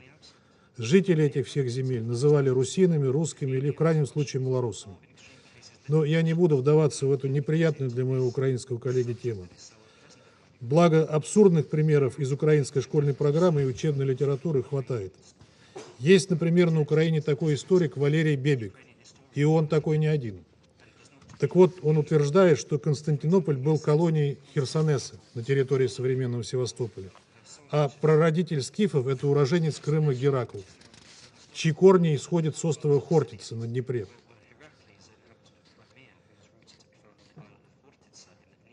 Название города Мена на Черниговщине, оказывается, дало имя первому египетскому фараону Менесу, а само украинское государство, по его подсчетам, существует более 7500 лет. Знаменитого монгольского полководца, жившего в XII-XIII веках, как убежден пан Бебик, Чингисхана, оказывается, на самом деле звали Богданом. Не верите? Тогда автор советует вам ознакомиться с тайной историей монголов, где Чингисхана именуют Богда-ханом. Ну и из этого понятно, что никакой он не монгол, а истинный украинец. Тем более, что воевал он, как он уверен, с украинским трезубом и под жовто-блакитными знаменами. Ну и, наконец, его главный вывод. Украина вообще является колыбелью мировой цивилизации, и даже Иисус Христос, не исключает Бебик, в одном из своих интервью мог быть галичанином. Это не шутки. Я цитирую его интервью. Кто-то из вас может спросить, почему я уделяю столько внимания этому деятелю. Мало ли в наших странах сумасшедших, продвигающих маргинальные и весьма спорные исторические теории? Конечно, немало. Таковые есть и в России. Но есть один нюанс. Валерий Бебик не рядовой, а заслуженный сумасшедший. И предводитель других сумасшедших псевдоисториков. В 2015 году, когда Порошенко заявил, что стране срочно необходимо создать специальное Министерство информационной политики, а по сути Министерство правды или Министерство лжи, как кому будет угодно, временным председателем общественного совета при этом ведомстве был назначен как раз Валерий Бебик, ставший по сути главным историком Украины. Более того, этот человек неоднократно выдвигался на национальную премию Украины имени Тараса Шевченко, государственную награду за весомый вклад в развитие культуры и искусства. Решение о ее присуждении принимает лично президент Украины за произведение, цитирую, которое является высшим духовным достоянием украинского народа, приумножает историческую память и самобытность народа. Конец цитаты. Так что выходит, он никакой не маргинал, а по сути отец современной украинской историографии. Господин председатель, мы рассчитываем, что в конце концов у украинских детей наконец появится возможность продолжить обучение по нормальной школьной программе и не впитывать тот бред, который украинские власти насаждают детям. Благодарю вас. I thank the representative of the Russian Federation for his statement. I now give the floor to the representative of Gabon. Merci. Je remercie Madame Joyce Msuya et Monsieur Omar Abdi pour leurs exposés respectifs et je remercie la France et le Mexique pour l'initiative de ce briefing sur la situation humanitaire en Ukraine, axé sur la situation que vivent les enfants dans le contexte de la guerre. Monsieur le Président, la situation humanitaire en Ukraine empire au fil des combats. À ce jour, près de 14 millions de personnes ont été forcées à se déplacer depuis le début de la guerre en Ukraine. La moitié des réfugiés ou personnes déplacées sont des enfants. Que ces déplacements se fassent dans d'autres villes d'Ukraine, dans les pays voisins ou dans des contrées plus lointaines, il demeure une source de traumatisme et de détresse. Les femmes et les enfants, qui font partie des plus grands contingents de civils qui fuient les zones de combat, sont aussi ceux qui payent le prix le plus élevé des conséquences de la guerre. Parmi les enfants qui ont quitté l'Ukraine depuis le 24 février dernier, un certain nombre sont des mineurs non accompagnés, ce qui augmente leur risque d'être sujets à toutes sortes d'abus, de trafic ou d'exploitation. Ces fragilités sont exacerbées par les difficultés quotidiennes inhérentes aux pénuries d'eau, des difficultés d'accès aux soins et à l'énergie. Les statistiques du HCR concernant les enfants tués ou blessés durant les combats, en particulier dans les régions de l'Est et de l'Ouest de l'Ukraine, font froid dans le dos. Nous appelons une fois de plus les belligérants au respect du droit international humanitaire. Les civils, et en particulier les enfants, mais aussi les personnels humanitaires ne devraient jamais être visés par les tirs. Nous demandons également aux parties à faciliter le déploiement de l'aide humanitaire partout où les populations en ont besoin, sans entrave et sans discrimination. Monsieur le Président, la situation des enfants nécessite la plus grande attention de la communauté internationale afin d'atténuer les conséquences de la guerre dans leur quotidien, notamment en matière de scolarisation, où il est important de permettre à ces derniers de poursuivre leur cursus scolaire. Nous savons gré à l'UNICEF de l'inventivité dont elle a su faire preuve pour continuer de scolariser les enfants victimes de la guerre dans les pays d'accueil en mettant notamment en place des classes provisoires, l'apprentissage à distance ou en organisant des activités d'apprentissage éducatives ou récréatives. Je voudrais aussi féliciter de façon particulière tous les pays qui ont accueilli des réfugiés et qui ont mis en place les conditions permettant de scolariser dans l'urgence les enfants réfugiés venant d'Ukraine. Nous saluons les actions de l'UNICEF qui s'acquitte de son mandat envers les enfants en Ukraine en direction des familles et des enfants en vue de pourvoir aussi bien aux besoins d'hygiène, de soins de santé primaires ou spécialisés, y compris les soins psychosociaux et de santé mentale, qu'en renforçant la sécurité de ces derniers. Nous sommes également reconnaissants à toutes les agences spécialisées des Nations Unies déployées sur le terrain des opérations et encourageons leurs actions conjointes avec l'UNICEF pour limiter les traumatismes des enfants victimes de la guerre. Nous avons pris note des statistiques du dernier rapport du HCR concernant les enfants enregistrés dans les centres dédiés et de la mise en place de points bleus destinés notamment à l'information des familles dans les lieux d'accueil et de tous les mécanismes qui sont en train de continuer d'être déployés dans le but de renforcer la protection des familles et des enfants. Il est primordial de limiter au maximum les possibilités pour les réseaux mafieux de profiter du désarroi de ces derniers.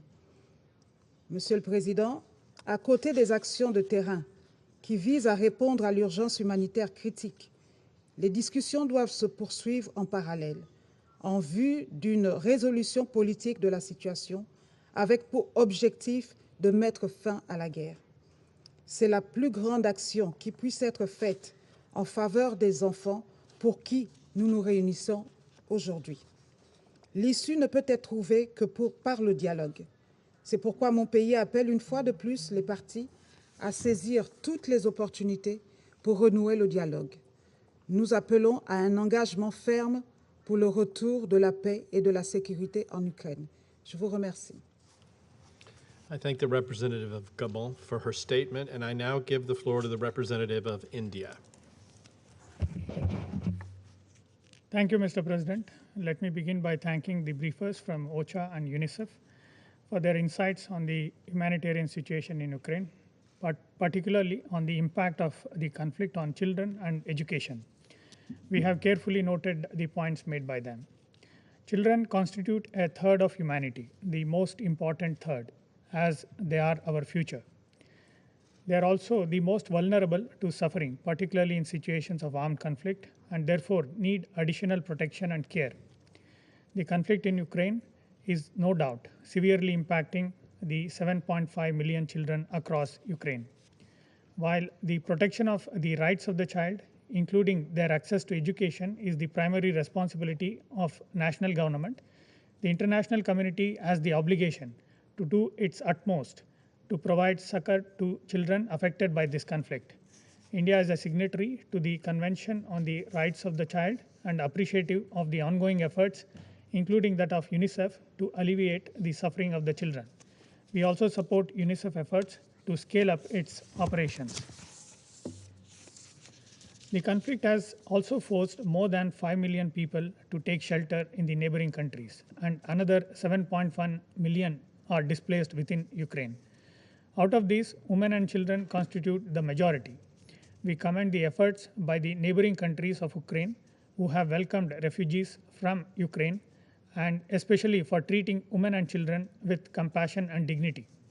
As a country which has welcomed refugees over centuries, India knows the importance and value of treating them equally and with dignity and catering to their needs and requirements. The impact of situation on children, on education of children, has also been severe. It has further aggravated the pandemic-related challenges that children were already facing. There are reports that more than 900 education facilities and schools have either been damaged or destroyed in Ukraine. The efforts of the government of Ukraine to protect schools and other learning spaces, students and children, teachers, to ensure uninterrupted education for children needs unequivocal support of the international community. Let us not forget the situation has also affected foreign students, including those from India. India facilitated safe return of 22,500 Indian nationals, most of them students studying in various universities in Ukraine. We are exploring options to minimize the impact of our students' education. We appreciate the relaxations made by the government of Ukraine for this academic year in respect of medical students. India has been sending humanitarian supplies to Ukraine and its neighbors, which include medicines and other essential relief material. Just last week, a further tranche of aid, including essential medicines and medical equipment, were handed over to the Ukrainian side. We support calls for guarantees of safe passage to deliver essential humanitarian and medical supplies, including through establishment of humanitarian corridors.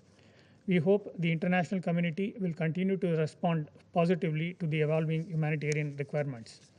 The food security challenges emanating from the conflict requires us to respond by going beyond constraints that bind us presently. Energy security is equally a serious concern and needs to be addressed through cooperative efforts. We acknowledge the efforts made by the Secretary General, particularly the findings of Global Crisis Response Group Task Team. While responding positively to the evolving humanitarian requirements is an obligation and responsibility, of the international community, it is in our collective interest to work constructively both within the United Nations and outside towards seeking an early solution to the conflict. Since the beginning of the Ukrainian conflict, India has stood for peace, dialogue, and diplomacy. We believe that no solution can be arrived at by shedding blood and at the cost of innocent lives, especially those of women and children. Allow me to reiterate the importance of UN guiding principles of humanitarian assistance once again. Humanitarian action must always be guided by the principles of humanitarian assistance, that is humanity, neutrality, impartiality, and independence. These measures should not be politicized. In conclusion, Mr. President, we continue to reiterate that the global order is anchored in international law, the UN Charter, and respect for the territorial integrity and sovereignty of states. I thank you. I thank the representative of India for his statement. I shall now make a statement in my capacity as the representative of the United States. Thank you, Assistant Secretary General Masuya and Deputy Executive Director Abdi, for your very insightful briefings, which provide the Council and the watching global community an opportunity to hear of the immense suffering that has resulted from this unnecessary and brutal war, especially the suffering Russia is inflicting on children in Ukraine. Your briefings underscore what all of us who do not live in Russia, have seen on our screens and in the media for the last 2.5 months. Children in Ukraine have been displaced, hurt, orphaned, or killed. Of the nearly 14 million people forced to flee their homes since the conflict escalated, approximately half are innocent children. Children who deserve a chance to live, grow, and thrive, but instead are struggling every day to survive in horrific circumstances. The danger to children is only increasing. Growing numbers of hospitals and schools have been destroyed, as we're hearing. In the first 5 weeks since the February 24th invasion, an average of 22 schools were struck every day. Since this war began, there has been more than 200 attacks on healthcare facilities and schools. We heard news this past weekend, as other members have mentioned, of a bomb hitting a school in the eastern Ukrainian town of Bilohorivka. It killed as many as 60 people, including many children. And reliable reports indicate that when first responders arrived at the school to assist victims of the bombing, Russia's forces opened fire on them. We have all seen devastating and gruesome images of mass graves.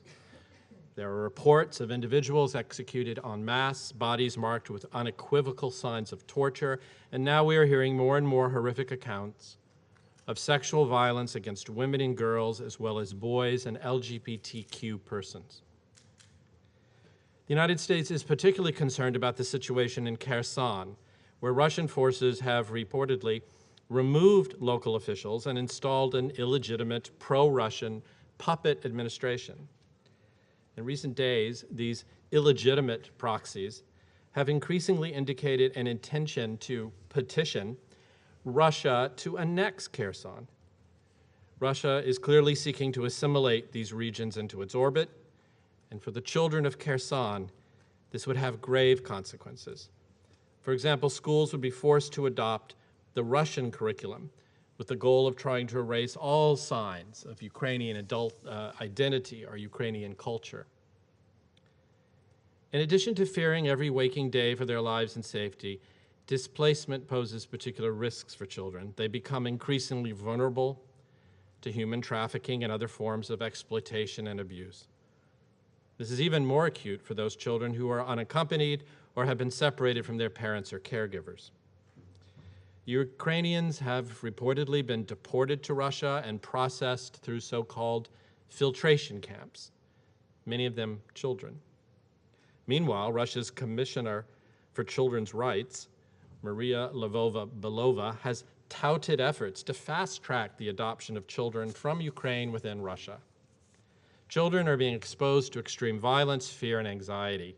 This can have major psychological effects on children that will impact for generations. Unless appropriate support is provided, the trauma associated with these experiences can have serious and enduring negative consequences on their cognitive development for years to come. Many on this council have just now called for diplomacy to resolve this crisis. We agree that diplomacy and dialogue are essential to resolve this crisis, and Russia should show its commitment to pursuing a peaceful resolution by silencing the guns and withdrawing its forces from Ukraine. We call again on Russia to end its war on Ukraine and to abide by its obligations under international humanitarian law, including those regarding taking feasible precautions to avoid and to minimize harm to civilians, including children. Additionally, all parties to the conflict should urgently facilitate safe and unhindered access for medical and humanitarian workers and supplies in order to ensure the provision of necessary humanitarian assistance and allow safe passage for those seeking to flee, including children. We join others in calling on the UN Secretary General and the Special Representative of the Secretary General for Children in Armed Conflict to add Ukraine as a situation of concern in the upcoming annual report on children in armed conflict. Given the scale and nature of reported violations and abuses committed by Russia against children in eastern Ukraine between 2014 and 2021, and the evidence of alarming increases in violations and abuses by Russia across Ukraine since February 2022, the situation warrants a place in the report. The international community has an obligation to protect children, as almost all of us around the table have said. Children, who are the most vulnerable among us. Member states should work collectively to ensure that innocent children, regardless of the borders in which they reside, can live without imminent fear of death, shelling, and lifelong trauma. Let us do our part. Let us not forget the children of Ukraine. Thank you. I now resume my function as President of the Council. I would like to again draw the attention of speakers to paragraph 22 of Note 507, which encourages all participants in Council meetings to deliver their statements in 5 minutes or less, in line with the Security Council's commitment to making more effective use of open meetings. I will now give the floor to the representative of Ukraine. Well, thank you, Mr. President.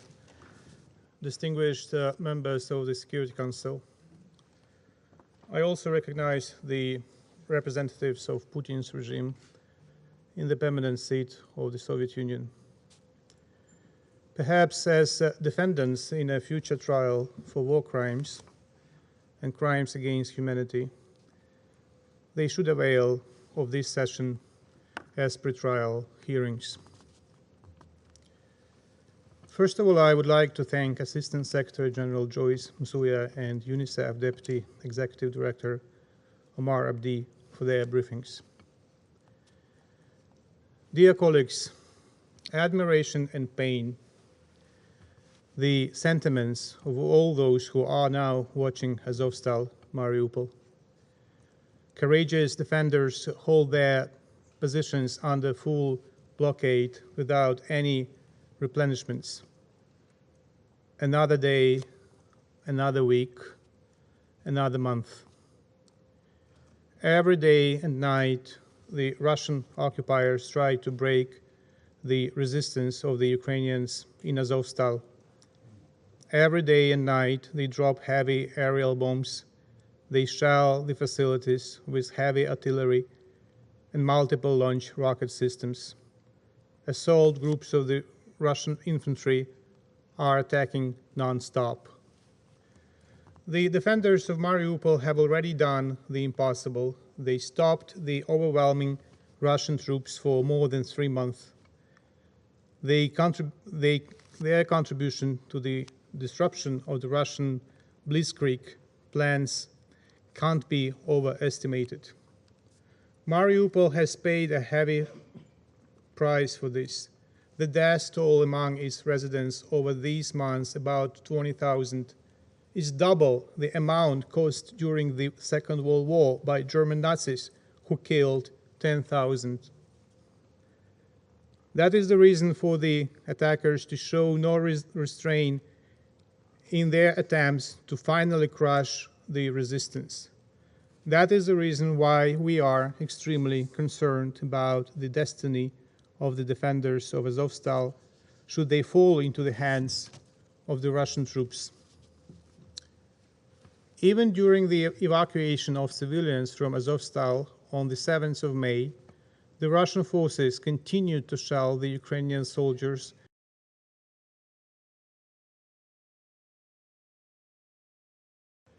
As a result, 3 Ukrainian servicemen were killed and 6 were wounded in violation of all agreed arrangements. Many in Azovstal have been heavily wounded and they have no access to the medical treatment they urgently need. Therefore, we consider that the evacuation operation should be continued. We call on the Security Council and the Secretary General to invest further efforts to ensure the evacuation of the sick and wounded from the Azovstal area in accordance with international humanitarian law. They have to be brought to safe places where their right to life will be guaranteed. Russian captivity is not such a place for the servicemen from Azovstal. We are also alarmed that the repressive Russian practice of using filtration camps for Ukrainians fleeing dangerous areas is being consolidated further. Given the inhumane conditions and ill treatment, the word filtration can only be considered as euphemism for concentration. It is outrageous that Russia has applied these filtration practices to civilians who were evacuated from Azovstal under the facilitation of the United Nations and the ICRC. Some of them were illegally detained. For instance, during the evacuation on May 9, ironically on Mother's Day, the Russian occupiers separated a 4-year-old girl, Alice, from her mother, a medical worker. Only the little child was allowed to leave the occupied territory, while her mother was reported to be detained in a filtration camp. These actions by the Russian forces constitute a gross violation of child's right to life and security, guaranteed by the Hague and Geneva Conventions on the UN Convention and the UN Convention on the Rights of the Child. We demand Russia immediately and unconditionally release the child's mother and ensure she is reunited with her daughter. We call on UNICEF to use all possible means to protect the rights of this child and other children who were separated from their parents by the Russians. Mr. President, the statement by the President of the Security Council on May 6 serves as another example. Immediately after the Russian Federation joined the members of the Security Council in recalling the obligation of all member states to settle their disputes by peaceful means, it fired rockets on Ukraine's Odessa and Mykolaiv, Kharkiv and Zaporizhia regions. Russia continues its missile terror on a daily basis, targeting mostly civilian infrastructure. Since the 24th of February, Russia has fired more than 2,100 missiles on Ukrainian cities and villages. Women and children throughout Ukraine remain the most vulnerable groups under the conditions of the missile terror of Russia. Dear colleagues, at least 226 children have been killed and 417 wounded by the Russian troops in Ukraine. There is no doubt that the actual data is much higher, as the occupied territory remains a no-go zone for any credible international mechanisms. Every day of the Russian invasion of Ukraine brings us new tragedies and new crimes committed by Russians. One of the most recent cases happened in the village of Bilohorivka, the Lugansk region, on the 7th of May. Following a Russian airstrike on a local school, the only building with a shelter, only 30 civilians out of 90 were rescued. The school, once full of joyful children, was turned by Russian pilot into another mass grave. Last night, Russia carried out an airstrike on Novhorod-Siversky destroying another school. As of today, about 130 educational institutions have been entirely destroyed and more than 1,500 have been damaged. I reiterate that schools must never be attacked or used for military purposes. Targeting civilians and civilian objects, including schools, is a violation of international humanitarian law. Mr. President, in violation of the UN Convention on the Rights of the Child, Russia continues its kidnapping of Ukrainian children. After forcible transfer to Russia, they are illegally adopted by Russian citizens without observing any of the mandatory procedures envisaged by the legislation of Ukraine. According to official Russian sources, on May 7th, more than 1 million Ukrainians have been transferred to Russia, including 200,000 children. 2,000 of them are orphans or those deprived of paternal care. The children's living conditions and their state of health remain unknown. We call on UNICEF, UNHCR, and ICRC to demand from Russia immediate and unhindered access to those children, as well as to all persons who have been transferred from conflict-affected areas of Ukraine to Russia or Ukrainian territories under temporary Russian control. We also call on the Secretary General to use all the mechanisms established by the Council to monitor and report on violations against children in conflict. Mr. President, according to WHO, at least 3,000 people have died in Ukraine during the period of the invasion due to the lack of access to treatment of chronic diseases. The Health Ministry of Ukraine reported that as of today, Russian troops have destroyed or damaged about 400 healthcare facilities. Under the circumstances of war, the treatment of cancer patients have been completely stopped in Ukraine. There are serious problems with access to insulin and antibiotics. The situation with access to medical services in the temporarily occupied territories of Ukraine in the east and south can only be described as a disaster. There is a shortage of the most basic drugs. The UN Committee on the Rights of Persons with Disabilities estimates that Russia's military attacks against Ukraine are putting the lives of 2.7 million people with disabilities at risk. Distinguished colleagues, we welcome the launch of the Commission of Inquiry to investigate the atrocities related to Russia's war against Ukraine. The resolution adopted today in Geneva mandates the Commission to conduct a special investigation into war crimes committed by Russian invaders in areas of Kiev, Chernihiv, Kharkiv, and Sumy regions. The list includes arbitrary executions of more than 1,000 civilians, widespread instances of sexual violence, torture, and other violations. Ukraine, together with up to 50 partner countries, will ensure accountability for all perpetrators.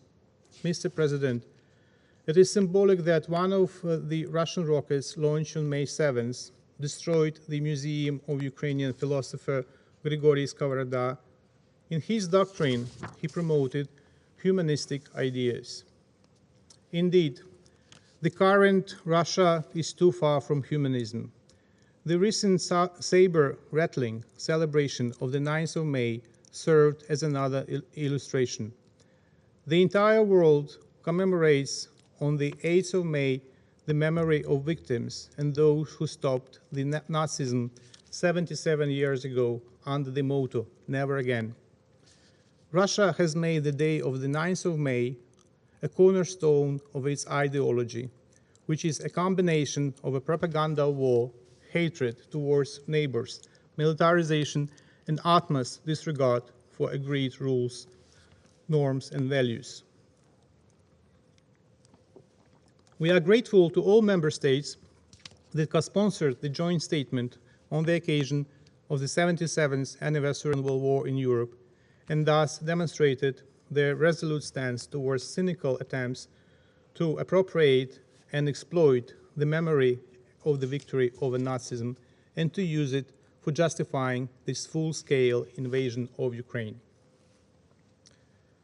Listening to Putin nowadays, one can hardly believe he is the same person who once wrote in his op-ed for the New York Times that, I quote, "The law is still the law, and we must follow it whether we like it or not," wrote Putin 9 years ago.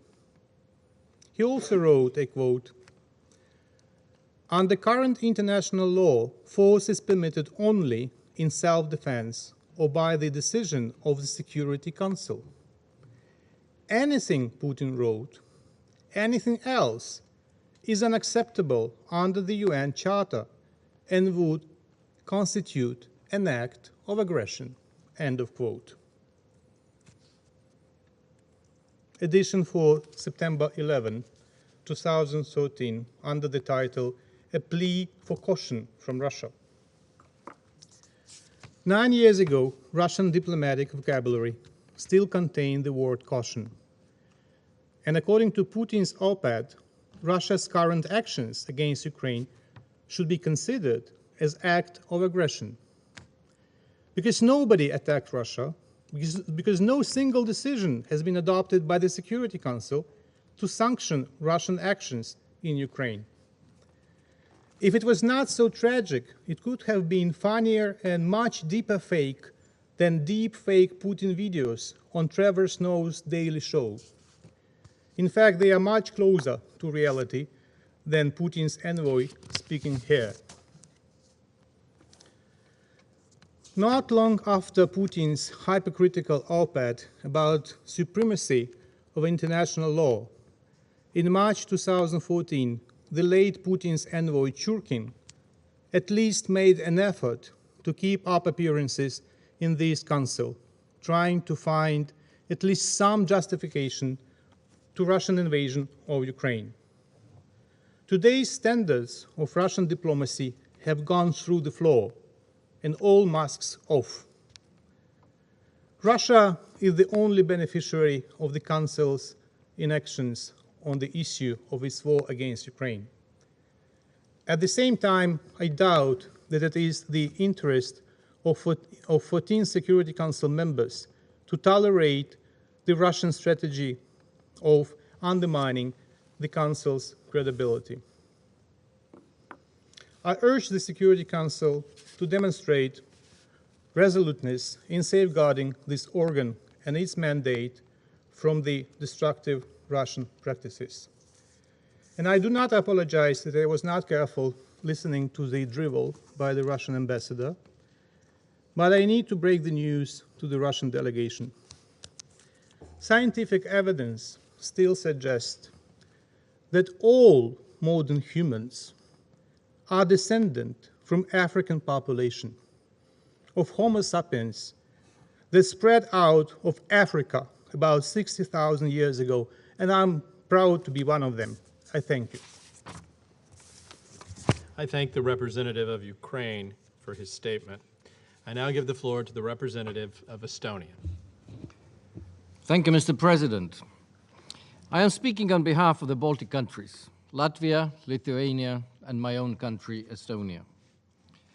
I thank the briefers for their updates on the alarming humanitarian situation in Ukraine and the daily work by UNICEF and OCHA to help those affected by the brutal Russian military aggression.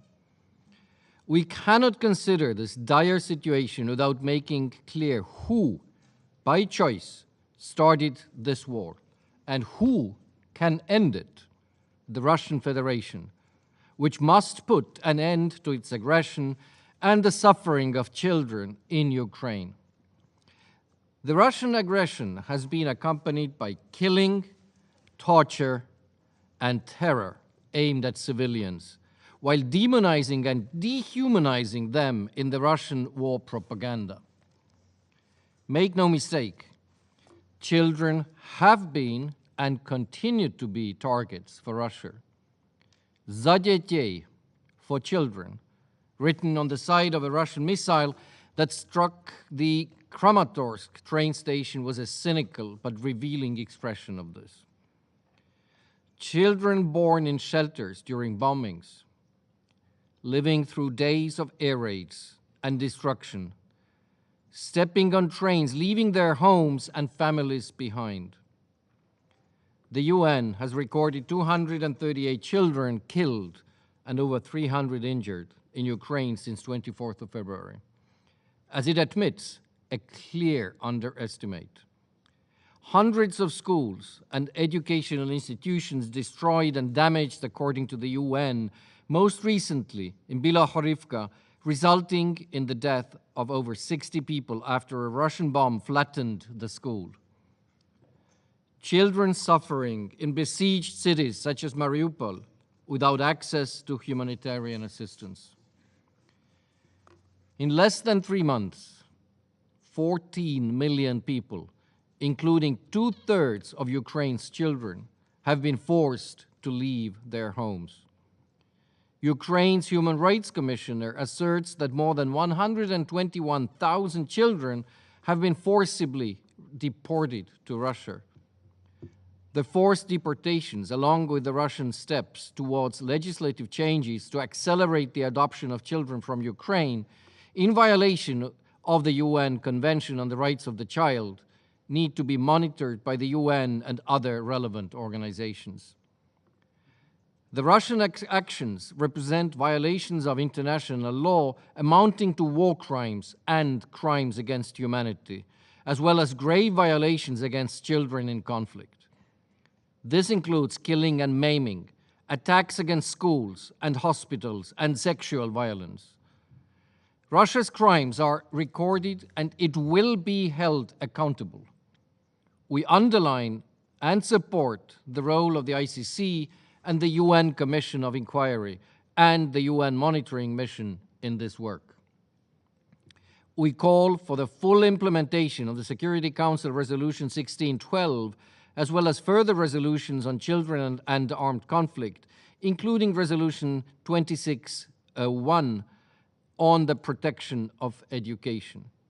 We recall that Russia, a permanent member of this council, has endorsed and has to comply with these.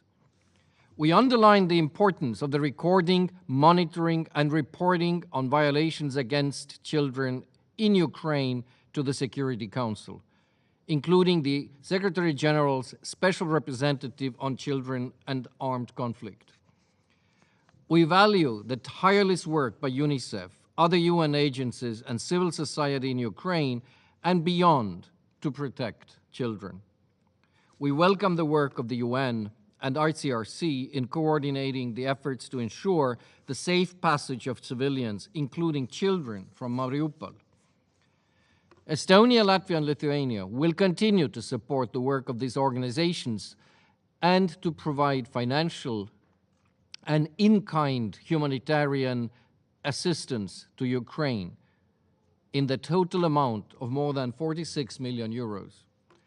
We have welcomed those fleeing the war in Ukraine and offered them access to our education and health systems, as well as online learning opportunities and mental health support for children in Ukraine and those outside.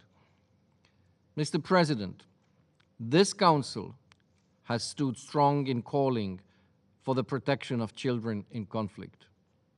It needs to be strong and absolutely clear in calling on Russia to put an end to its aggression and to the horrors it has brought to children in Ukraine. Thank you, Mr. President.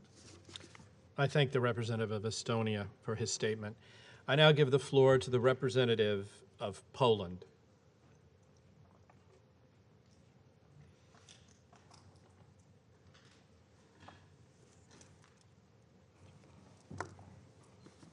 Mr. President, members of the Security Council, Excellencies, I would like to thank United States for organizing this important and timely briefing and for shedding light on the situation of children in Ukraine in the aftermath of Russia's aggression. I would also like to thank the excellent briefers, Ms. Joyce Msuya and Mr. Omar Abdi, for their insights and, more importantly, all their work in helping the youngest victims of Russian aggression. Mr. Chair, since the outbreak of war, more than 3.3 million people, as of today, mostly women and children, have crossed from Ukraine into Poland to seek refuge. Poland, both as a state and as a society, makes every effort to meet their needs. Ensuring that children continue their education is one of our top priorities. Keeping in mind that the interruption of the educational process, even for a short period of time, has long-lasting effects and can prevent students from returning to learning, we are determined to ensure that each of those affected by war can continue their education. Depending on parents' preferences, we offer support by enrolling children in Polish schools or providing them with equipment necessary for distance learning within the Ukrainian educational system. For those who want to continue their education in Polish schools, we organize preparatory classes, which will help them to find their way in the Polish educational system and to overcome the language barrier. Currently, there are almost 200,000 refugee children from Ukraine in Polish schools. About 20% of them attend preparatory classes and 80% attend regular classes together with Polish children. The Ministry of Education has created an online platform where various educational tools are available for free. In addition, the ministry organizes special language courses for teachers from Ukraine who have come to Poland. Courses are also organized for Polish teachers, including in Ukrainian language, to make it easier for them to communicate with children coming from Ukraine and better respond to their educational needs. Additionally, I would like to present a project of the Polish Center for International Aid in coordination with CARE. As part of Cash for Work program, Ukrainian teachers find employment in Polish schools and kindergartens as assistants of refugee children. We also pay particular attention to the needs of children with disabilities.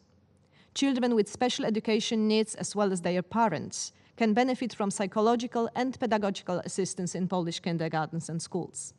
Students who are pursuing higher education in Ukraine before the outbreak of war can also continue their studies at Polish universities. Moreover, we launched several programs offering institutional and financial support for academics from Ukraine to enable them to continue their research projects. Excellencies, schools provide children with education, but they play a much bigger role in their lives. In times of war, classrooms can and should provide children with a sense of stability and act as a safe space to learn and to process the trauma. However, across Ukraine, hundreds of schools have been destroyed in Russian shelling and airstrikes. Many classrooms are simply unusable after being damaged or destroyed. Even after the war is over, it will still take a long time to rebuild the schools and other educational facilities. Attacks on civilian areas, including civilian infrastructure, are endangering children's lives and their futures. Poland condemns, in the strongest possible terms, attacks against civilians and civilian objects, such as schools, hospitals, and orphanages. All perpetrators of violations of international law, especially humanitarian international law and human rights, must be held accountable. Mr. Chair, over 2,000 patients from Ukraine are hospitalized in Poland. Nearly half of them are children. A pediatric hub was established in the city of Lublin, from where young patients are being transferred to institutions all over the country and abroad. It has to be stressed that Ukrainian children, just like all children all around the world, were already dealing with mental health challenges from being isolated during almost 2 years of the pandemic.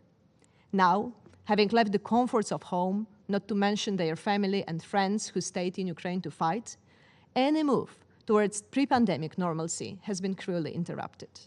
Poland offers psychiatric, psychological, and other mental health social services to help Ukrainian refugees. However, the needs are growing every day.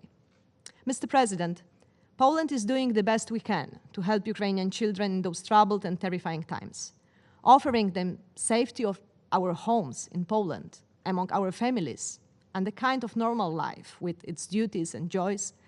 We hope that we are able to save at least part of their dreams and their childhood. And I thank you.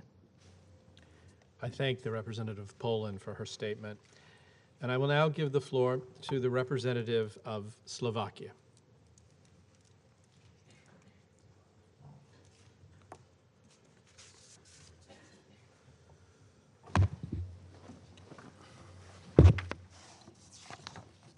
Thank you, Mr. President. I would like to start by thanking today's briefers, Assistant Secretary General Suya and Deputy Executive Director of UNICEF, Mr. Abdi, for their presentations, which once again shed light on devastating impacts of the Russian war in Ukraine, this time specifically on the issue of children and their right to education. We appreciate the updates that you have shared with us, and we were listening carefully, and we will certainly factor all the additional information in our further work and activities. As the UNICEF's Regional Advisor on Child Protection for Europe and Central Asia said earlier on the 6th of May in a press briefing, hospitals, including nurseries and schools, continue to be impacted by strikes, unfortunately. Slovakia therefore categorically condemns these attacks, including the most recent one in Bilohorivka in the Luhansk region. This attack, together with all the attacks on civilians and civilian infrastructure, constitute a flagrant violation of international humanitarian law and must be thoroughly investigated, and justice must be served. We also concur with the Secretary General that this attack is yet another reminder that in a war, civilians pay the highest price, and I add children in particular. We have been following these developments very carefully also in our current capacity as Vice President of the Executive Board of UNICEF and as a neighboring and directly affected country. According to the most recent reports, including update from the OHCHR monitoring mission in Ukraine as of the 11th of May, more than 230 children have already lost their lives, and more than 340 children have been injured. Approximately 2/3 of Ukrainian children have been forced to flee their homes, and all of them have been negatively affected. This is a terrible and devastating impact on the future generation, which we also have to bear in mind. Instead of enjoying their childhood, millions of Ukraine's children are witnessing the horrors of war without bearing even the tiniest fraction of guilt for what is happening.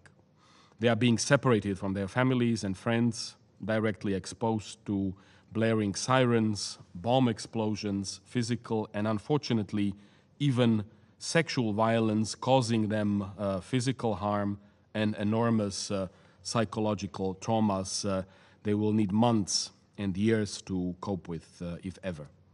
They are stripped of their fundamental right of access to safe and quality education, which in many cases prompts their mothers to take on the main responsibility for homeschooling. This is a special achievement, quote unquote, of the Russian, and again, quote unquote, special military operation. And I say it with a heavy heart. Or in correct words, a child crisis of unprecedented proportions and one of the fastest large-scale displacement of children since the Second World War, caused by the Russian unjustified, unprovoked, and senseless aggression against Ukraine, constituting a blatant violation of the UN Charter and international law. Mr. President, just briefly, I would like to add from Slovakia's perspective that we have already received over 136,000 children that have entered Slovakia, and over 30,000 have been granted temporary protection so far. Children fleeing Ukraine are provided with as complex care and support as possible, including psychosocial assistance, medical care, and assistance in connecting or reuniting with their relatives and families. We have been able to enroll approximately 10,000 children aged 3 to 17 in Slovak schools, and we work hard to increase this number to provide all the refugee children staying in Slovakia with proper education. I'm pleased that also the United States First Lady, Mr. President, could have seen recently these efforts herself a few days ago. She met with the teachers, with the mothers. It was actually on Mother's Day that she went there to support them and to express her solidarity and compare notes about all the practical aspects of their life. Refugee children involved in the educational process are also entitled to a food subsidy. Together with our partners from UNICEF and UNHCR, we have agreed to develop a joint child protection capacity building plan for implementing partners and other stakeholders in child protection, inclusion, and education.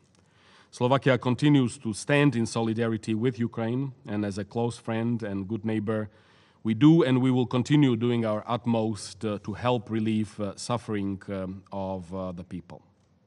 We appreciate the work of international organizations and institutions aiming to improve the humanitarian situation. And I am also pleased to add that the Prime Minister of Slovakia, Mr. Eduard Heger, recently announced additional financial contribution, which includes, among others, a contribution of €130,000 for the specific UNICEF program and project. To conclude, Mr. President, Slovakia once again calls on the Russian Federation to immediately cease hostilities against Ukraine and unconditionally withdraw all its troops from the whole territory of Ukraine. This is the only way how we can stop our children from suffering. I thank you, Mr. President. I thank the representative of Slovakia for his statement. At this time, there are no more names inscribed on the list of speakers. The meeting is adjourned.